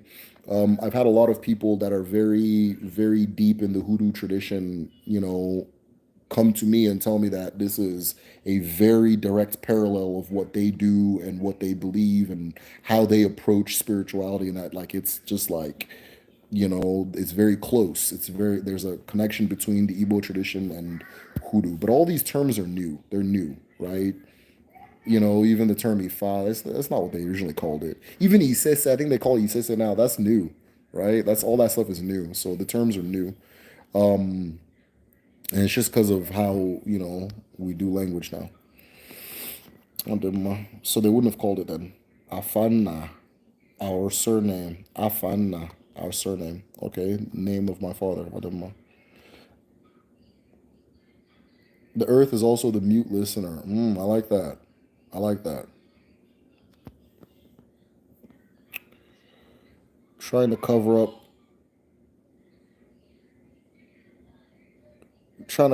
the fallen gray hair. Who, me? No, I never cover up my gray hair. I'm proud of that. I worked hard for that shit. What are you talking about? Look at that. That's my crown. Earth is like a landlord, absolutely. Hey, nice to meet you, dude. This is my first time listening. Hey, nice meeting you too. Appreciate what you're doing. Hey, appreciate you being here. When I first started, I thought like 4 people would be interested, and I would make a bunch of videos, and then like X amount of years, maybe, because I felt people would become interested. Once they're interested, it can be a resource. But you guys were already here when I arrived, and you guys were supportive and caring, and so I owe you guys a lot. Please, can we know about Eke Orie Afo Nkwo? Okay, a pretty Victor. I'll return to that in a minute. Let me see if there's any other questions I missed. Okay, Odemma. Eke Orie Afo Nkwo. Okay, so Eke Orie Afo Nkwo are, in the Igbo tradition, the 4 days of the calendar. These are the 4 elements that Chukwu uses to create all things. It is said that in the beginning of time, there was a singularity that some refer to as Atu, some refer to as Oma. This singularity splits itself in 2 because its chi element separates itself, right? After separating itself, it builds a chamber with 4 walls. Now, some can say the 4 walls are Eke, Uri, Afo, Nkwo, but in Igbo numerology, the number 4 is used for building creation, making something new, that kind of thing. And so the entire recipe of the universe is Eke, Uri, Afo, Nkwo. Eke, Uri, Afo, Nkwo can represent the 4 cardinal directions. as they do in the Igbo tradition. They represent the 4 days of the week.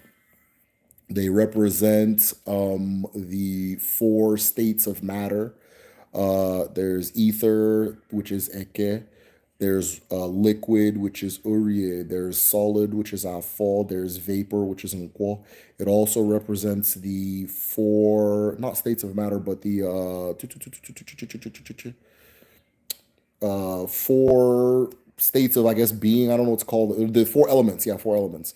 Fire, Eke, or light. Water, Urie. Solid mineral, Afo, and wind, Nkwo. They are the four routes by which a person's essence enters and exits the universe. So some of us are born on Eke Day. That is the our Iwa, the stream that we enter the universe through, the door we enter the universe through. Some are born on Uriye, some are born Afo, some are born on Nkwo. All of those are different ways of entering and exiting creation. What else about Eke, Uriye, Afo, Nkwo? They are the four markets. So in the Igbo tradition, there every village has a market, and that market is either Eke, Uri, Afo, or Nkwo. And like if it's Eke Day, then the Eke market is open. Everybody comes to Eke market and shops. If it's Uriye, everybody goes to Uriye, Afo, and it just rotates around like four clusters of four communities will rotate their markets amongst each other, rotate their markets amongst each other.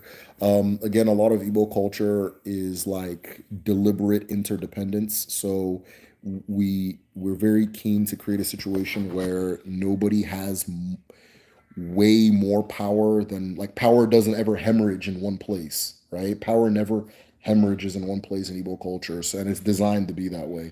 So if you have four villages and each day they become the economic nerve center, they kind of have a very even shot at the distribution of wealth and that kind of thing, and so forth. So that's Eke Uri Afonko.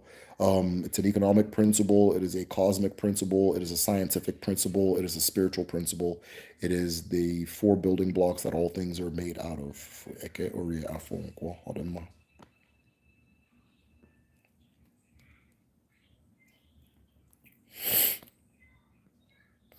All right, appreciate the clarification. Thank you, Uda. Respect what you do, Uda. Attuned to a Denala in recent years, and I'm alone on an island. Oh, that's unfortunate. My Igbo family is Christian and don't offer much information. LOL. Obi.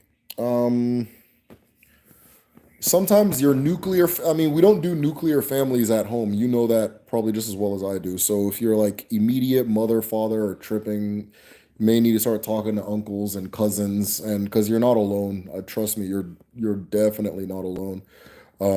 So you may need to talk to uncles, cousins, or just your townspeople, So there are things that they'll teach you that I can't teach you because they're specific to you as a person and your family history and that kind of thing.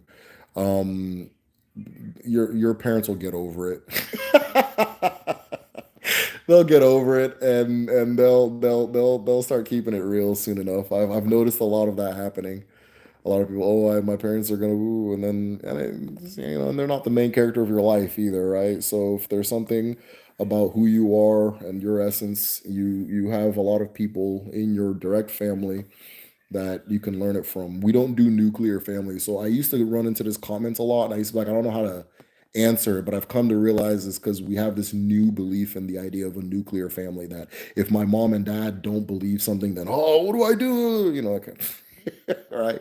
But there's tons of people in your family. Like I grew up at home in the village, and I'm super, no, I didn't all the way, like I spent 4 or 5 years at home in the village when I, like, formative years, right? From like 4 to maybe 8, 9. I don't know. I didn't count. But yeah, and when I was there, it's like I had 200 men, 200 women that I can ask and talk to and interact with and that kind of thing. And if one of them was tripping, I'll go to the other one, right? As far as, so like, for example, my uncle Joe was very Christian, right? But then, like, his own brother wasn't, and so if, like, If I was just stuck thinking I could only ask him about things, then I'd be kind of just stuck at where he's at. The value of having a communal like community, like having sincere community, is that nobody really has a monopoly over what the influence they have on you. Then also, I think a lot of like Nigerian Americans, like just like, or I'm assuming you're American, I don't know, or us abroad, the ones abroad. I'm counting Lagos as abroad. The once we leave Igbo land, all of a sudden, like this parent thing starts becoming like a second god or something. Like it's just okay. You believe this? All right, cool, man. That's what I'm doing. The fuck, you know. So yeah, we have to stop making parents the main character of people's lives and things like that. Um, you're an equal member of your community as your father and so forth. So if he's over here doing the Catholic thing, you can just go fucking ask your more understanding family members or members of your community. If you tell me what village you're from, I'll send you where trust me, it's not you're not close to being an island. In fact, post your village so that I can laugh.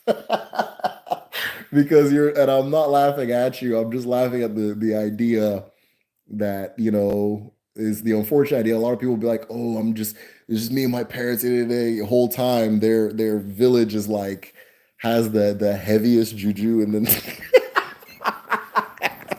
whole time they're from a place where our traditions aren't even close to being questioned, talk less of whatever. So yeah, trust me, you're not alone. Just you have to just get away from that. Okay, your parents. I mean, yeah, don't get away from your parents, but like, okay, that's what you guys are talking about. All right, cool. Who's talking about the shit I'm interested in? Okay, these people. Okay, bet that kind of thing. Mm, Casinda. I feel like we've talked because the name sounds familiar. Maybe I'm not, but I feel like it's been a long time, so maybe I'm not remembering correctly. Hi Derek, hope you're well. One of my Yoruba friends said Oshimiri is an evil spirit. Why do you think she has that association? Do you know where? All right, so she's a Christian African. Anything that comes from black people is evil. Anything that comes from white people is good. I'm sure you've heard the TikTok Nollywood. It's not a TikTok, it's a Nollywood song. He's like, if you're white, something for you. If you're black, nothing for you. So yeah, the general framework of African Christianity is if it comes from black people and like American like too. I mean, it's not just us. But if it comes from black people, it's evil. So anything that comes from like any African tradition that was made by a black, which is 100% of them, is evil. And so anyone that is good, so they're gonna tell, oh, this one's an evil spirit, that one's an evil spirit, that kind of thing, right? So, but Oshimiri means source water. So if you think water is evil, right, that's that discernment thing. If you think if your friend thinks water is evil, I don't want to smell your friend. I don't want to smell your friend. I probably don't want to associate with your dehydrated ass friend, and that kind of thing. But I don't think water is evil, right? I don't think water is evil. Now, there is a lot of fear about Oshimiri, about water in general, because people have like, and these are like, there's some people that fear like Obanje. Obanje comes from Oshimiri. Obanje comes from water. But that's like saying I'm afraid of land because tigers come from land. Tigers scare me, that kind of thing. So I don't know. Yeah, we don't operate in fear. Oshimiri, source water, the water we come from, womb water, the water in the womb. That's Oshimiri, source water, Oshimiri, water that the great water, oceans, that kind of thing. So if that's you, now that you know what it means in English, you can tell me if it's evil or not evil. There's an ilu that says water has no enemy, right? Miri and Wengiro. The reason is, and Fela has a song. Fela is a Yoruba gentleman, funny enough, and he says, "If water drowns your child, it's water you'll drink." Right. So we don't deal with this is an evil spirit, this is a good spirit. We deal with understanding. Once you understand something, you understand that it's more complicated than like, oh, this is good, this is evil. It's just it is what it is. Now, what are we trying to do? Okay, water will drown your child, but you also drink water. water will destroy your house, but you also need water. You also bathe in water. That's why I say water has no enemy. So yeah, it's about understanding. It's just all this uh ocean theories and evils. That shit sounds fucking moronic. Who's an Agunisi? Agunisi is a Dibia. So Agunisi is like everybody has Agun, so everybody has that Agun spirit within them. But when the Agun controls the head, that's when that person is a Dibia. That means a person Agun is making itself manifest in the world as that person by way of that person. So Agunisi is the Dibia. Let's call it maybe the Dibia gene, the Dibia gift, the Dibia spirits, the Dibia configuration, however you want to frame it. Then why do people say your parents are your gods? Your parents are your creators. Your parents created you, right? So if you define God as a creator, then yeah, your parents are your creators as well. That kind of thing. But when you start using the term, like if you start using God, God is a specific character in the Christian or Abrahamic canon.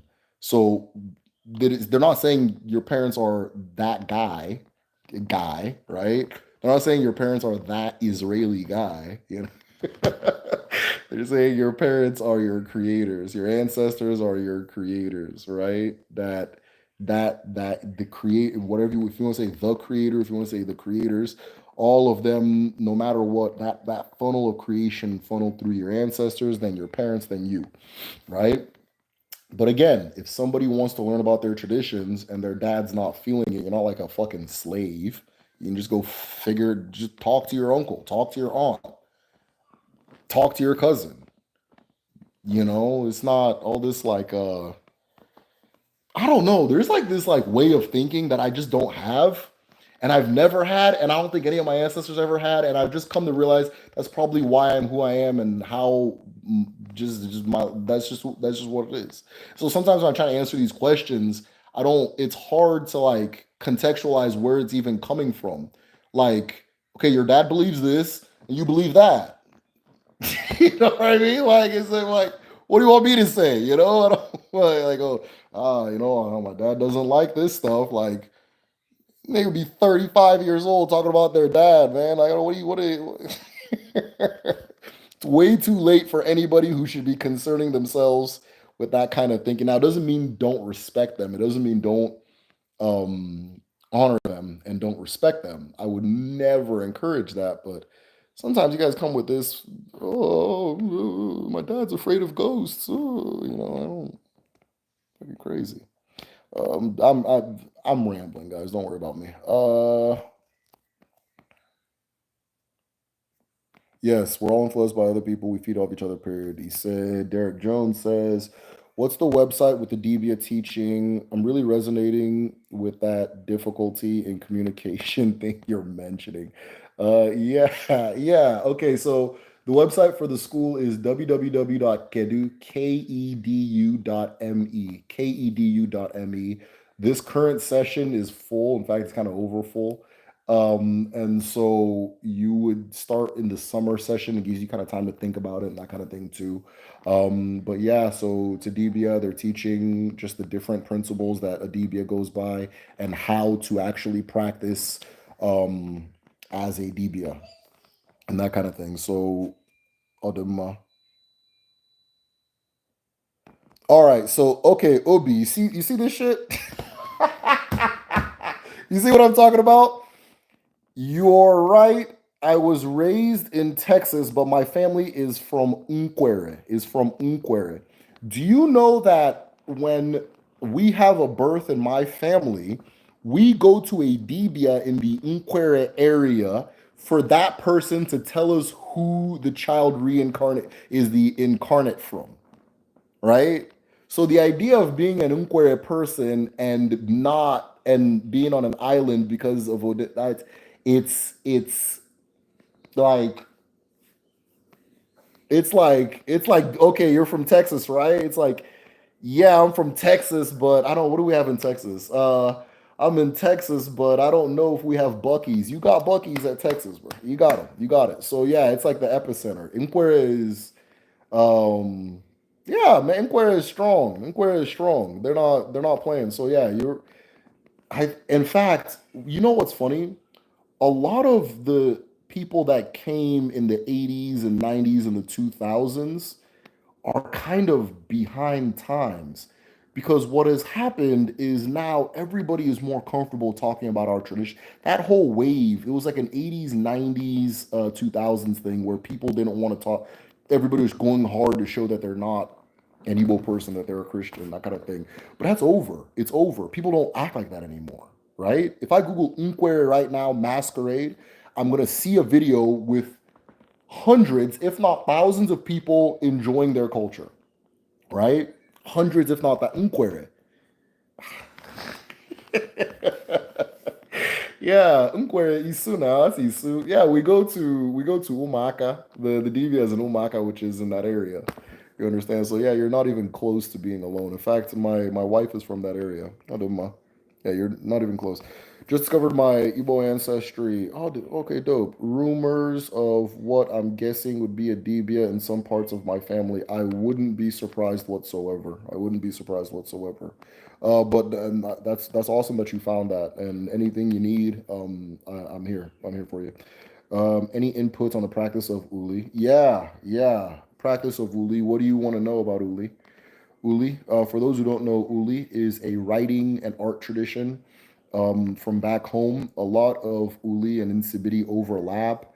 I don't think they're different. I think Nsibidi has Uli writing in it, but then it also has like sign language and all these different things. But Uli is an art and writing tradition. It is done by women. Nsibidi was originally done by women too, but men took it over in the Ekbe society. But Uli is done by women. It is yeah, and it's revealed in the body. So there's Uli all over your body that you can't see, that it gets revealed and things like that. Um, I don't know, but the word Uli itself is specifically referring to like a tattoo that you use, like a dye that you use to write and draw Uli on like the body. So, but yeah, Uli is a women's writing tradition. It's been around, or it's good stuff. So if you have a specific question about Uli, then you can ask. There's a tattoo artist in Germany. He does like Uli type of tattoos, and it's incredible, incredible. I wish more women would get into it, but like, if you say some things for women and you say some things for men, all the questions from women will be about the man thing, and they don't care about the woman thing. So I can't be the person that like makes it a thing. Like I said, the only Uli tattoo artist I know is a dude. So I'd like to see. I would love to see more women take that stuff up, but we'll see. It'll happen. It'll happen eventually. Nelson Mandela, Barack Obama, adopted by many African proverbs that change the planet. Yes, they use a lot of proverbs when they speak. Yeah. Trying to find practitioner in my family, but some type. Okay, Derek. Okay, okay, Derek Jones. Okay, I thought you. Okay, yeah, yeah. Okay, yeah, yeah, yeah. So I know a lot of. Yeah, yeah, yeah. I know what you mean. I know what you mean. I know what you mean. I heard if your parents curse you, no DBA can remove it. Probably, probably. Yeah, probably. Thanks for that, Derek. I'm in your Patreon, but because I'm in Australia, I can't make the classes, so I just try to join the lives when possible. My father is Igbo. Oh, okay, yes, I knew we've talked before. Appreciate your work. Odemma. Thank you, thank you, thank you, thank you. Odemma. I appreciate you. How old are you? Old enough? Bucky ain't shit. Happy they made it outside of Houston. Yeah, no, it's all right. I don't know. Like they talk about Bucky's in Texas like it's like a damn like they really take that thing seriously. They love it. Oh man, I went to Bucky's. Like man, you're 49 years old. Talking about you went and bought some beef jerky at a big ass gas station. Came out the womb conflicted with my parents. Damn. I freedom myself from theirs when I seek my approval instead of theirs. Okay. Then I started to realize I'm a product of my parents' chi. They are unaware of emo. I don't know what emo is. But yeah, so okay, so let me not give the wrong message with the parent thing, because even like in the like next week for the traditional medicine class, we're talking about this tradition called udochi. So udochi is something that a dibia is advised to do, and it's a certain ritual of making peace with all of the elements that make you. And part of that is making peace with your parents as well, right? So it doesn't mean that you won't like respect your parents, but after a while, you're an adult, you start doing your own thing, and it doesn't mean you have to like fight them. I mean, yeah, I think there always has to be like a fight, like, hey, I'm on my own person, you know?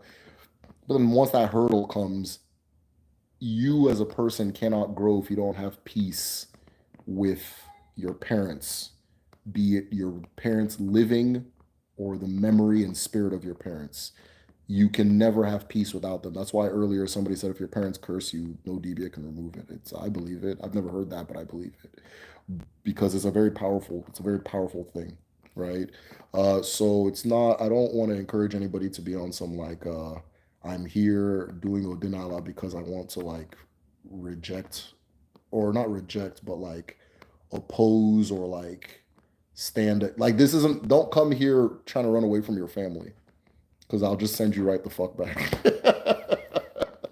I'll say you'll be pissed off at what I have to say, right? You'll wonder what the hell's wrong with this guy talking about go make peace with my dad and go make peace with my mom because that's the beginning of everything. That's the beginning of it. What does gat mean? Well, gat is a misappropriated term, um, but it's short for goddamn, and then it became like ass for like younger people. But I don't, it's not how it started. But hey, language does what it wants to do. My boy Bill says, "What's up? What's going on, Bill?" Yo, dude. Since you're about medical, can you answer an important question? All right, Hayden, go ahead and ask. I have tattoos. I would get some uli tattoos. I just wanted to know the meaning behind some of the symbols. Okay, yeah. So, I don't, it's not. I can't rattle off symbols. I know that. Uh, yeah, I can't just rattle. Like, which symbols are you curious about? I know. I'm sorry. A spiral is akaraka or eke, which is the same thing. And that spiral is like destiny. It's also let's call it God the Mother, the feminine creator. The universe is a spiral represented by a spiral. Trying to think of some others that I might just know off top of my head. I know like I know the symbol for cola, aji, cola nut, which is like a four-pointed star kind of thing, almost like a four-pointed star. I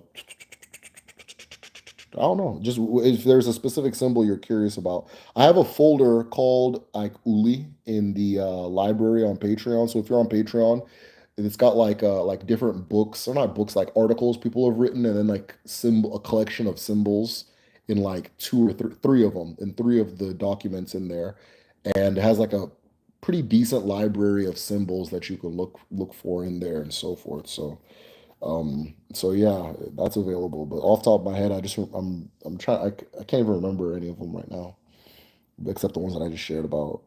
All right. So Bill says, "What about you? What up? What about you?" Okay, I'm fine, Bill. What's going on? Can you describe Igbo role during the slave trade? I heard that because of Odinala, Igbo sides didn't practice trading slavery. Oh, that's not true. With the exception of Arochukwu. No, no, no, that's not true. Ibibio Igbo makes that's true. No, no, no, that's not true. Um, some people sold slaves. That's really all there was to it. Some people, that's just what they did. That was their this is what they did. Um, there are certain people who did not, because of the beliefs within their community, the laws within their community, and so forth. So, like Nri, for example, didn't participate allegedly in the slave trade. by law, this is, let me say this, by law, Nri did not participate in the slave trade. Now, it doesn't mean that they didn't have random people in that community that wanted to human traffic, just like by law, the state of New York doesn't participate in human trafficking, but there's a bunch of little people in there doing it. So, some people did, some people didn't. It wasn't just Arochukwu though. Arochukwu was like, so certain communities, like after a while, they become like known for something. Like they specialize in something. And Arochukwu had the unfortunate distinction of specializing in the slave trade, especially around the time that Igbo people started being more targeted, right? So that was their shtick, for slavery towards the latter parts of the that era. And so yeah, that's one of the things they specialized in. Some communities did, some communities didn't, and then even the communities that didn't, some people in them did it. Even the communities that did, some people in it were against it. So that kind of thing. It wasn't like just, oh, this village did it. You know, sometimes we like when we tell the story of like the slave trade, it. I don't want to say this too much because I don't. There's something I want to say, and I'll probably say it when the time is right. But I think we do simplify the slave trade. It wasn't like a town does the slave trade. It's just like now, right? I used to live in Houston, so there will be people in Houston that kidnap and sell people, and that's just what they do. That's just who they are. That's what they do, and that kind of thing. So when the history gets told, it's not like, did Houston sell slaves or not? It's like, well, yeah, of course it did, or kidnap people or whatever, do that. Of course it did, but if you really zoom in and really do, it's it's just like certain people and that kind of thing. So certain businesses and so forth. So, but Arochukwu specialized in it, right? So he gets the distinction of being like very focused on doing that specific thing, right? And one of the reasons that Arochukwu gets that distinction is because Aros were Aros have a certain distinction in Igbo culture as well as people we refer to as Osu, where you can't harm them and they can't harm you. So they don't fight in wars. They don't, that kind of thing. They're almost like if you're familiar with the Bible, like Levites. So they do like a lot of the spiritual type of stuff. And so a lot of them took it upon themselves because they had that immunity to be the ones that were the interconnected, like the network between that, like the middlemen for slavery, because they had that immunity, right? Which then turns a lot of communities against them. And then they have certain communities they're allied with that go fight wars for them. And it causes a lot of upheaval and things like that. So that's where, like earlier, somebody had asked me like about the stories of like Chuku. Like there's these series of stories of Chuku being dumb, right? And because Aro Chuku has a shrine known as Chuku, but the shrine known as Chuku was a bit of a fraud. It was a fraudulent shrine. And there's an ilu among Aro people that says an Aro person would never tell an Aro person that Chuku is calling him, right? But they'll go to another village and say, hey, Chuku's calling you, come this way, that kind of thing. And then next thing you know, whoop, you don't come back. And then what happened? Oh, they had committed some kind of abomination. Chuku, the shrine took them, that kind of thing. So that whole thing is very complicated. It gets told in a very simple way that doesn't do anybody service. So, Odinala did not prevent people from participating in the slave trade. People participated, and so forth. Some people did, some people didn't. In my opinion, okay, okay. Does this mean we're officially in Ogaka? I don't think we're in Ogaka. I don't think we are in Ogazi. According to those who adhere to the four world ages, we're in Ogazi. I mean, once we started to follow my path and accepted, my parents' chi unknowingly seemed to be guiding me. Oh, in response to me trying to find, okay, okay, that's cool. That makes sense. I got jury duty on Wednesday. You think Bro, I got jury duty on Wednesday. You think I gotta go to that shit? Dude, I had jury duty. Um, No, I was eligible for jury duty, and then I moved to another state that week, and I never heard whether or not I was called. So hopefully, I'm not wanted. But yeah, I mean, I don't know, man. Just go there and just put in your vote. It's not a big deal, you know. It's your civil duty, Jay. You got to do what you got to do. Check out the library of them. It's about 2,000, 3,000 languages in Africa. Igbo is biggest. I don't know if Igbo is the biggest. Igbo is not the biggest language in Africa. Ooh, now that I think it's like maybe in the top five, maybe top five, but I don't think it's the biggest. Off the top of my head, Hausa, Swahili. I'm not gonna count Arabic. Hausa, Swahili, then probably Yoruba or Igbo, depending on who's making the list. Depending on who's making the list, Yoruba or Igbo. But I think there's more Yoruba speakers than Igbo, but just by a margin. So probably Hausa, Swahili, Yoruba, Igbo, just off the top of my head. Top four biggest languages in Africa. I couldn't tell you what's fifth. I don't know what's fifth. Uh, Maybe Lingala or Twi. Am I saying that? Am I right? Maybe Lingala, Twi, or Amara. Amhara. Yeah, so it would probably be Swahili, no, Hausa, Swahili, Yoruba, Igbo, Amhara. Would probably be top five languages. Top of my head, I could be wrong. What is Indiotu? Indiotu. Ndiotu are the first people. Mbotu, Ndiotu. Ndiotu are the first people. The first people. Otu is one, the primary, the first, right? The first people. It literally says the first people. Stop yapping, bro. Just stop yapping. Yeah, your father. You're a genius, sir. I can tell by the way you think. Oh, thank you. I appreciate that. Maybe. Just call me Mr. Right. Odem, by the way, it's easier. But yeah, curious about Ndio 2. Ndio 2 are the first people.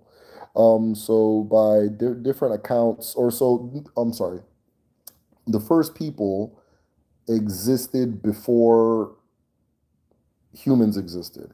And the first people are light beings or thought forms from the source, which is Obi Chukwu, from the creator. So from the light beings, they then become physical matter. They then gain physical form, and they become the first people to exist. Ndiotu, as the first people, did not have the same needs that we have today. Ndiotu are said to have not needed to lie. They did not need to sleep or eat or drink. They were sustained by a permanent or non-permanent, but a connection to Obi Chukwu, which sustained them as they traversed creation.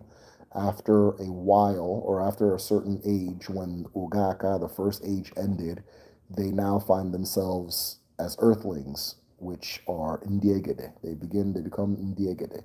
Now, Ndiotu or Ndimbu and Ndiegede are both exalted, high exalted ancestors, and they are our first ancestors. So, a little bit more.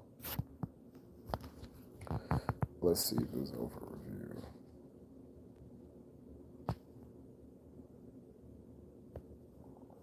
All right, so Darius says, "Larry, we're gonna pick up what your shallow ass put down." Another moderator handled this. Udochi, are you here? The Abam. Heard about the Aro using them as goons. Yeah, Abam would fight for Arochukwu. Abiriba would fight for them. Item would fight for them. All those cross river Igbos that we were talking about earlier with Anganga and all that stuff, they would fight. So Aros would make them rich. They would do the fighting for the Aro people because Aro people can't fight. They're not spiritually not ordained to fight. Same thing with Nri people, but Nri takes a different route as far as slavery goes, and they become a place where they can, if you're enslaved, you can go there and you're free. So different places had their different traditions, right? How does one go about learning ancient scripts like Uli and Sibidi and Ndebe? Ndebe is not ancient, so I think Ndebe is like 4 years, 5 years old. But Uli and Sibidi, you can join Ekbe for Nsibidi. Um, and then I know about as much as the resources I have made available. So I have resources that tell me like what different words mean. So if you're interested in learning to that level, I have a folder on Patreon called Uli and one called Insibidi. And if you go there, there's about 3 to 4 documents that have like a glossary of like this symbol means that, the symbol means this, the symbol means this, the symbol means that. Then I was like one of them has like an example of like let's call it a text, right? A story and how it's written and that kind of thing. So that's where I learned what I know, and that's also the limits of what I know. So if you want to at least reach that point, I think there was about how many symbols? Between 60 to like 102. I don't know why those two numbers stick in my head. Between 60 and 102 different symbols in the folder. So if you're interested, it's all there on Patreon. Okay. What age are we in? We're in Ugazi. We're in Ugazi. When does it start? When does it end? Okay, so Ugazi begins at the end of Ugawu. Ugawu is the age of the rising sun or the age of the sun, where individuals are receive their wisdom or receive like connect to solar wisdom, and they use solar wisdom to build what we now refer to as civilization, modern human culture, that kind of thing. But like ancient, right?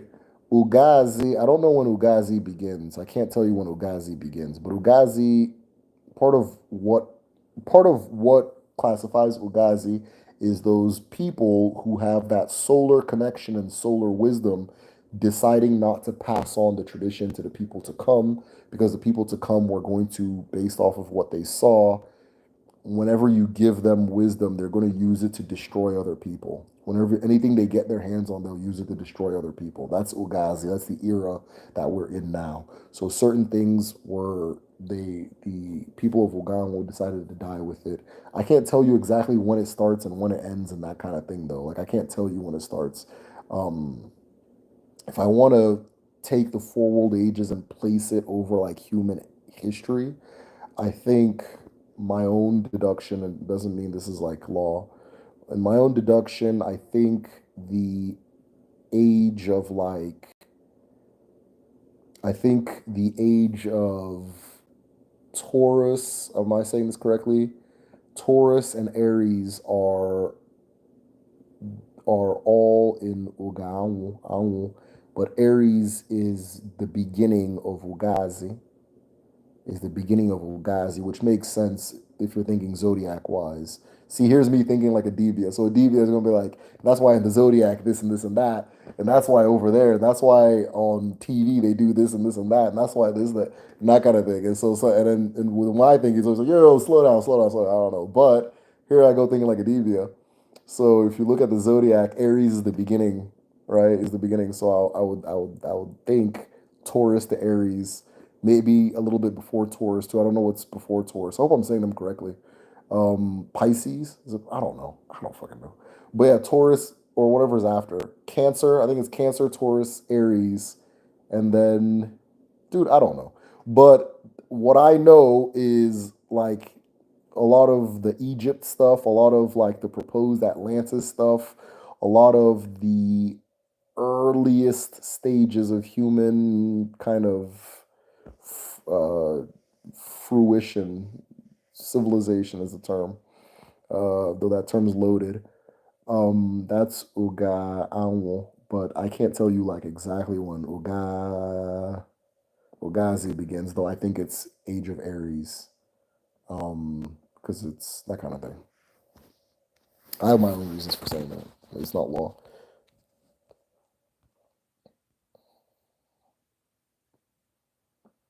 Okay. Also, where do you think Igbo people originate from? I heard Sons of God, Eri. Also heard people come from Ndoki. Yeah, this I don't know. Igbo people, from what I know, Igbo people have been in the land that they're in for so long that asking the question of where they're from becomes a historical irrelevance. The reason I say this is because when we find the first evidence of mass human life, not like a little spear here or a little piece of cloth, thousands and thousands and thousands and thousands of spears, um, we this is there is the oldest. Let me put this is the oldest evidence of human life in all of West Africa, and in the time that these spears are being found or were being made, there's no Homo sapiens that have left Africa to based off of modern archaeology, right?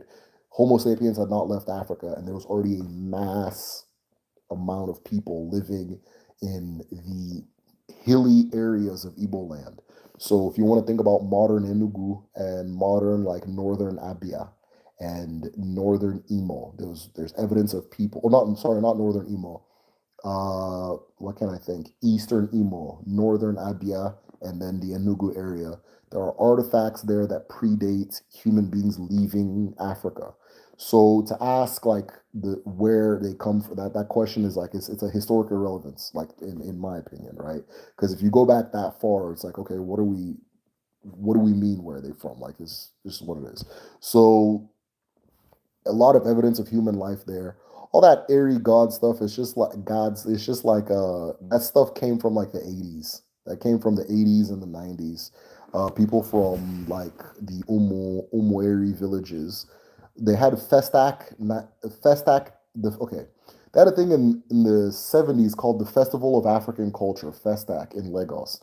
And in Lagos, the people from Ile Ife, the Yoruba people from Ile Ife, decided to make a mythology that encompasses all Yoruba as one. That a lot of Yoruba people still haven't accepted till this day because it's like you're trying to overimpose on us, right? And so the story was a story of Oduduwa coming to Ile Ife and Ile Ife being the capital of it, and they still argue about it till this day because there's just some shit that is that like Awolowo and them made up.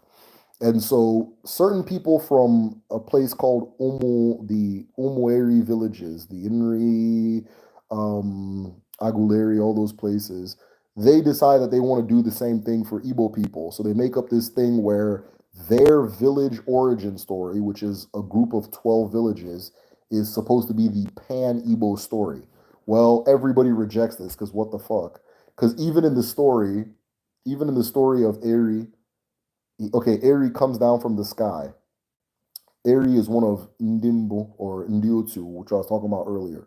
So Eri is sent by Chukwu to come to the earth, and the earth is Wadi Deke Deke, so the world is like muddy. There's no solid ground, everything is water. And Chukwu calls a smith from Oka, to come and use his furnace to dry the land. This is folklore, to dry the land. So even in that story, Eri is not the first person. There's already an entire Oka village there.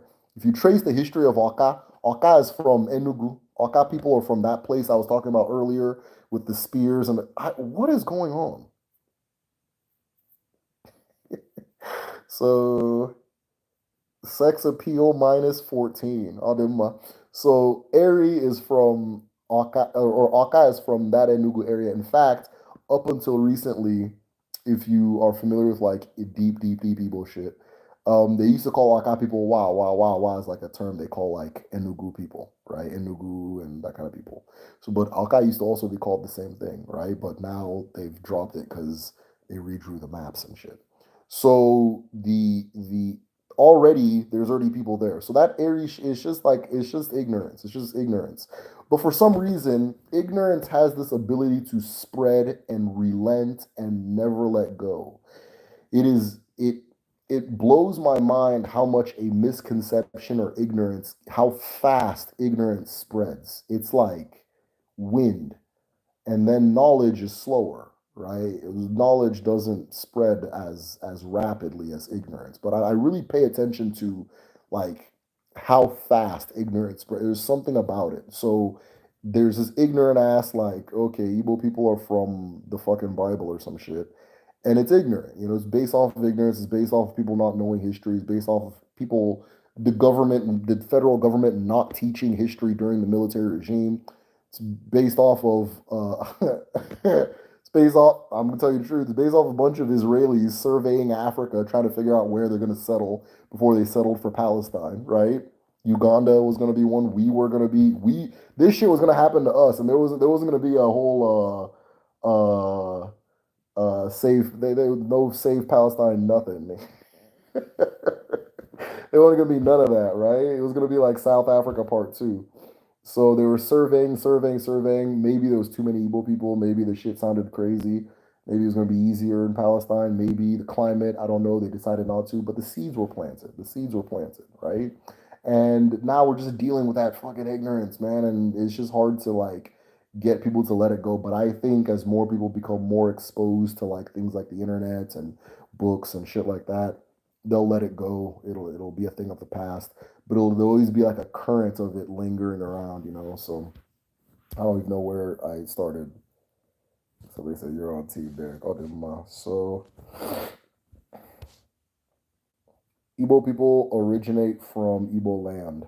It's again, we've been there way too long for us to be saying anything else.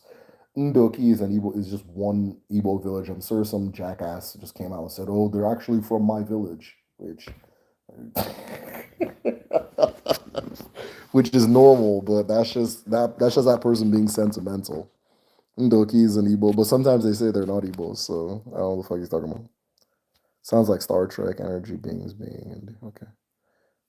Hey, I just subbed. Hey, Elisa, what's up? Creative Force. I feel like I haven't. You just coming in? What's going on? Deal to remind me of Star Trek. Oh, that's interesting. Yeah, the light beings, all that stuff. Oh, sounds like a missionary trying to explain the Book of Mormon without accidentally convincing. Hold on. You sound like a missionary trying to explain the Book of Mormon without accidentally convincing yourself that it's not all bullshit. Okay, Mo Green, is that what you think? Can LOL, they can't beat us with the club, okay? We don't play. Um, I have 6 Disney Igbo cousins on my fifth and fourth. Oh, that's dope. That's dope. Mr. Wright, did you ever figure out what villages they're from? It'd be interesting to know.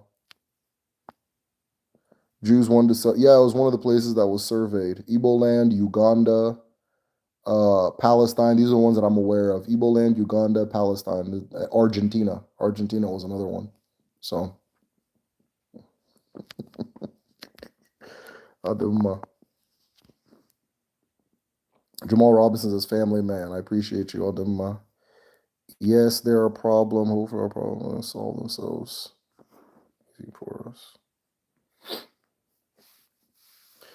I actually learned about the 7 lobes of Aji's connection to creation of the world. Yes, in Igbo culture tradition, it's very interesting. You're familiar with that teaching, commonly taught. Yeah, so 7 Aji with 7 lobes is like it's extremely rare. It's extremely rare.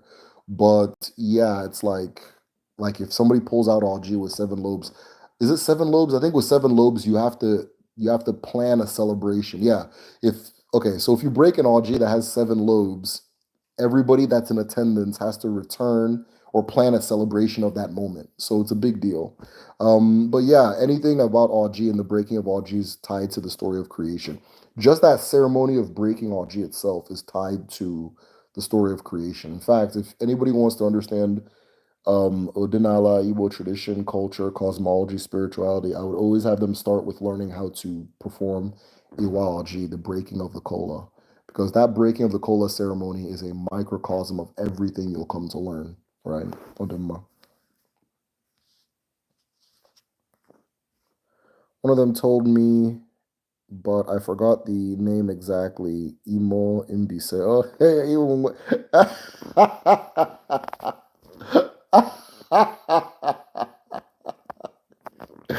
Oh man, so you're from Imbise, man. That's so cool. That's super cool. Um, one of the teachers for Kedu. She doesn't work with us anymore, but one of the former teachers for my Igbo language school, she's from NBC. Um, oh man, there's I don't know why people have a lot of problems with NBC people, man. People have a lot of problems with NBC people. I don't know why. I have to check the history on that. But it's most of it's just jokes, anyways. So there's an Elu. Should I even share? I don't know if I should be sharing this, but man, I don't want to cause problems. Free Palestine, free Palestine. Why do some Ikwere people say that they're not Igbo? Maybe they're not. Is it due to Biafra War? And does it seem like all groups in Nigeria into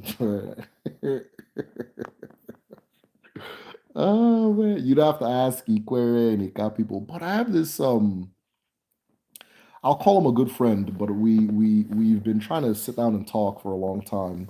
And the reason I call him a good friend is because of how much I love and respect what he's doing. So he goes to all these different villages. He's starting a movement called Unite Igbo. So he goes to these different places that claim that they're not Igbo, and he talks to them and sees what the hell's going on.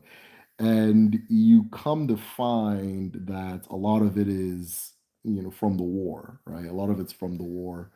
And then on top of a lot of it being from the war, a lot of it's just like this, again, ignorance. This is the speed by which ignorance spreads. But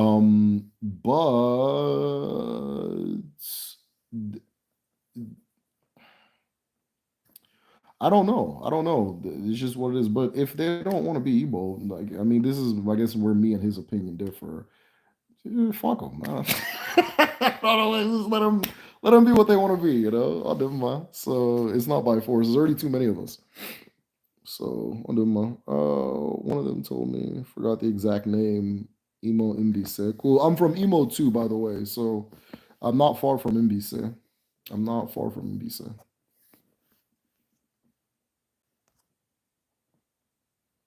Someone on Reddit told me they could match names with states. Yeah, yeah.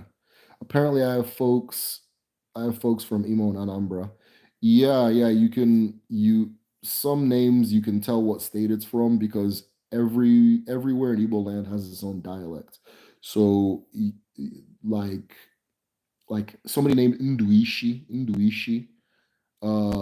which is not a common name anymore. But Nduishi, I can tell is from my area because it's not. But if the person's named Induisi, then I'll know that that person's not from is from one of like two different places that say Isi instead of Ishi. We say Ishi, so that kind of thing. So you can tell where somebody's from based off of the dialect, and then some names are popular in certain places. Like Kalu is popular in Abia states. But you don't really see Kalu outside of Abia states. Uh, the long names are usually like are popular in emo states. Ofodrongwa, that kind of thing. Ogomebunam, all these things are really they're common in emo states. Trying to think of some Anambra. Okeke, Anambra, very popular in Anambra. Trying to think of some for that would be more common in Anambra. Okeke is the only one that's coming to mind. You can tell where people are from their names a little bit. It's not an exact science. Dialect, and then some places certain names are popular, or certain last names are more common, just for maybe trends of the time, that kind of thing. Uh, Tevon Carver, just Jesus loves you. All right, that's cool. Repent and read gospel. Okay. Good job. So it's probably late, right? We're probably in the those hours. I'm looking to find my ancestral village. I know my father's from Imo. Any tips? I'm not in contact with the family, unfortunately. Yeah, this is common.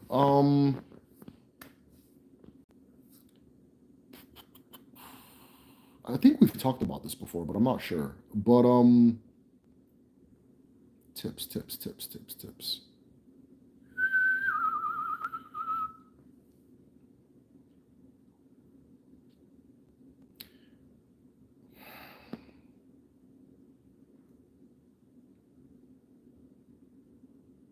I don't know. I don't know. I would have to know your story a little bit more. If I knew more about your story, I think I can give you something useful.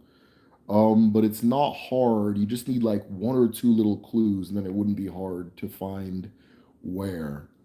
Um, a last name might help, but as I said earlier, it's not an exact science. Um, and the last name could just help with general area, maybe, but it won't help like village. Well, if you're able to get a hold of any of your father, maybe your father's deceased. I'm assuming your father's deceased. If your father's deceased or estranged, like maybe you can't, like you guys can't find him. If they had any friends, that might help. But yeah, I don't. I'd have to know your story a little bit more. Like if your father's alive, I'd just ask him though. I'm from Umu State. I'm from Umu States. I'm from Imo States. Umu Duruna. Adema. Umu Duruna. I don't know where Umu Duruna is, but sounds like it'd be near me anyway. How's Chop? I don't know. Man, it's I don't know if everybody's getting tired or if it's those hours, but that scene in Thriller where the sewer opens, and then they start crawling out and shit. It repents. I feel like that's what's happening. I'm in that scene in Thriller now, where I've hit that time in the music video where dudes are popping out of holes and graves and shit. Yeah, like my boy Tavan Carver. Ah, shit. Ancestry names I saw. Okay, Okeke, Olisa. These are very Anambra sounding names. Okeke, Olisa, either Anambra or Anyoma, or which is Delta State.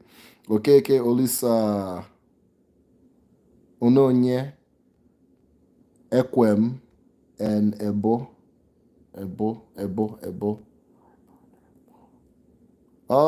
So general area, I'm gonna just give a guess.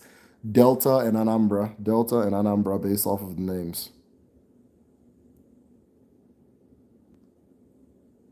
Delta Anambra, Obia Junwa, that sounds like Imo State. But this is not an exact science. This is not an exact science. This is not an exact science.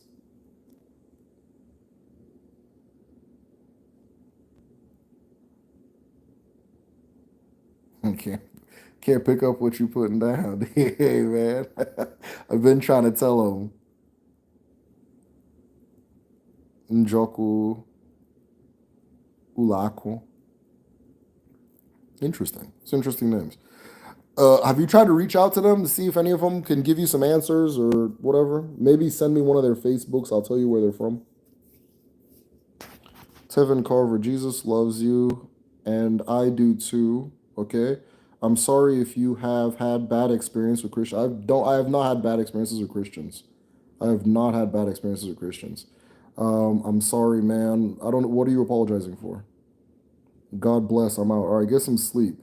Yeah, you know that scene in Thriller. What time is it? You know that scene in Thriller where the fucking sewer opens and I'm getting a lot of comments that look like it's that hour of the night. Hey, that's cool. It's a start. It's not an exact science, man. I don't want to mislead you. So if you have any of their Facebooks, just send it. I mean, if you can't talk to them, send it to me. I'll figure out exactly where they're from.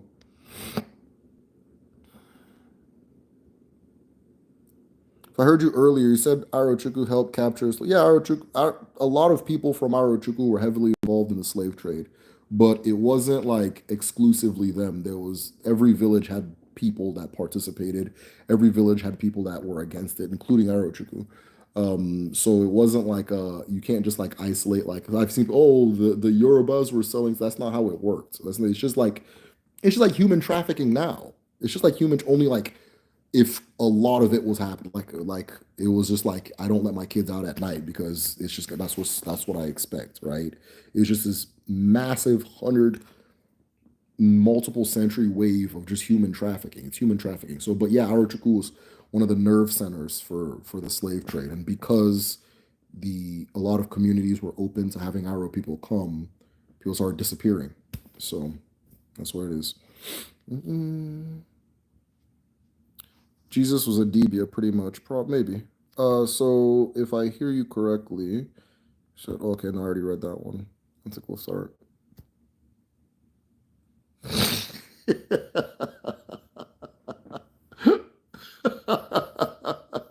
Hey man, Darius is on one tonight, man. Darius, man, what's going on, man?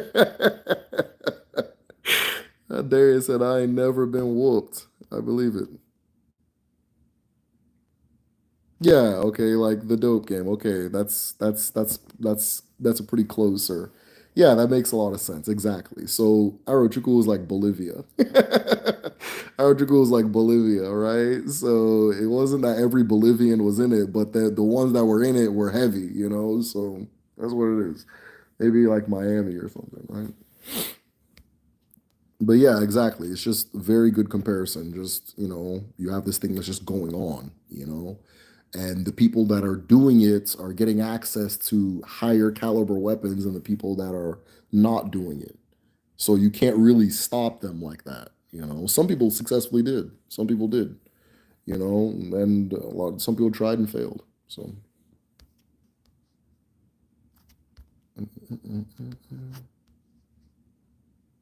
All right, you guys. Looks like the questions have run out. Looks like we are going to close things out. So, and it's Sunday anyway, so I really appreciate you guys for being here to hang out. The best way to support the channel, let me see if I can type it. Somebody says good night. Good night, my friend. Live chat. Man, why can't I type? Start a poll.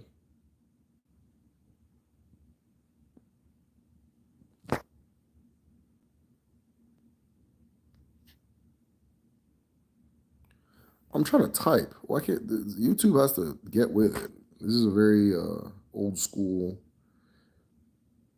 format for.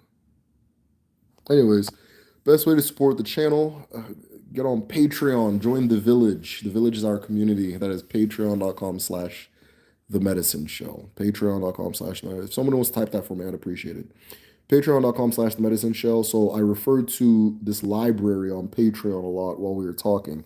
That is my in-house library, the medicine library. And in it, I have over 300 documents, articles, books.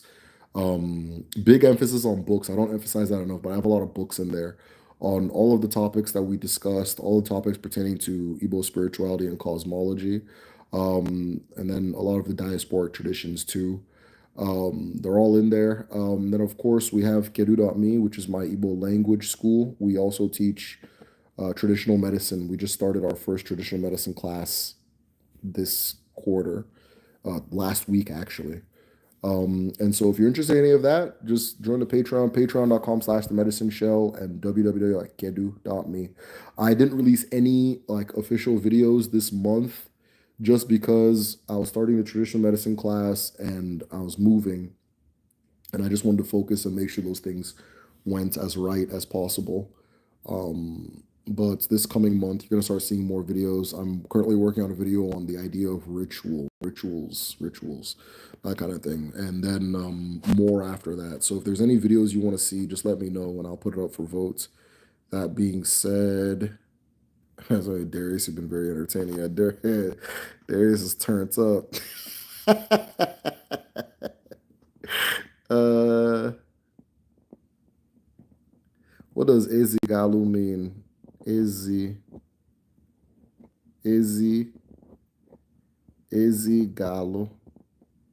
Garo. I don't know. I don't know what Ezigalu means. Hey, happy birthday, Andrew. Happy birthday. I don't know what Izigalu means. Is that your last name or something?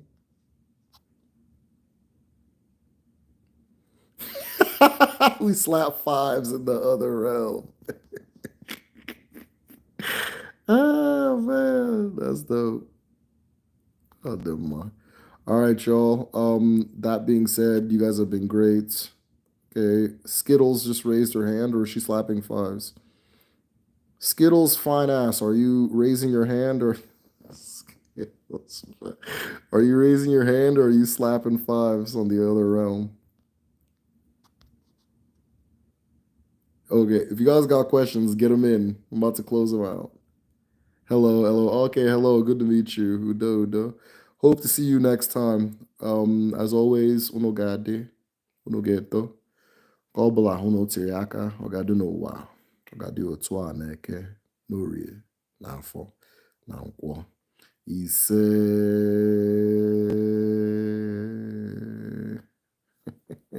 Eat 5 ants a day will take your gray hair away. Yeah, but it won't help you find your father. Take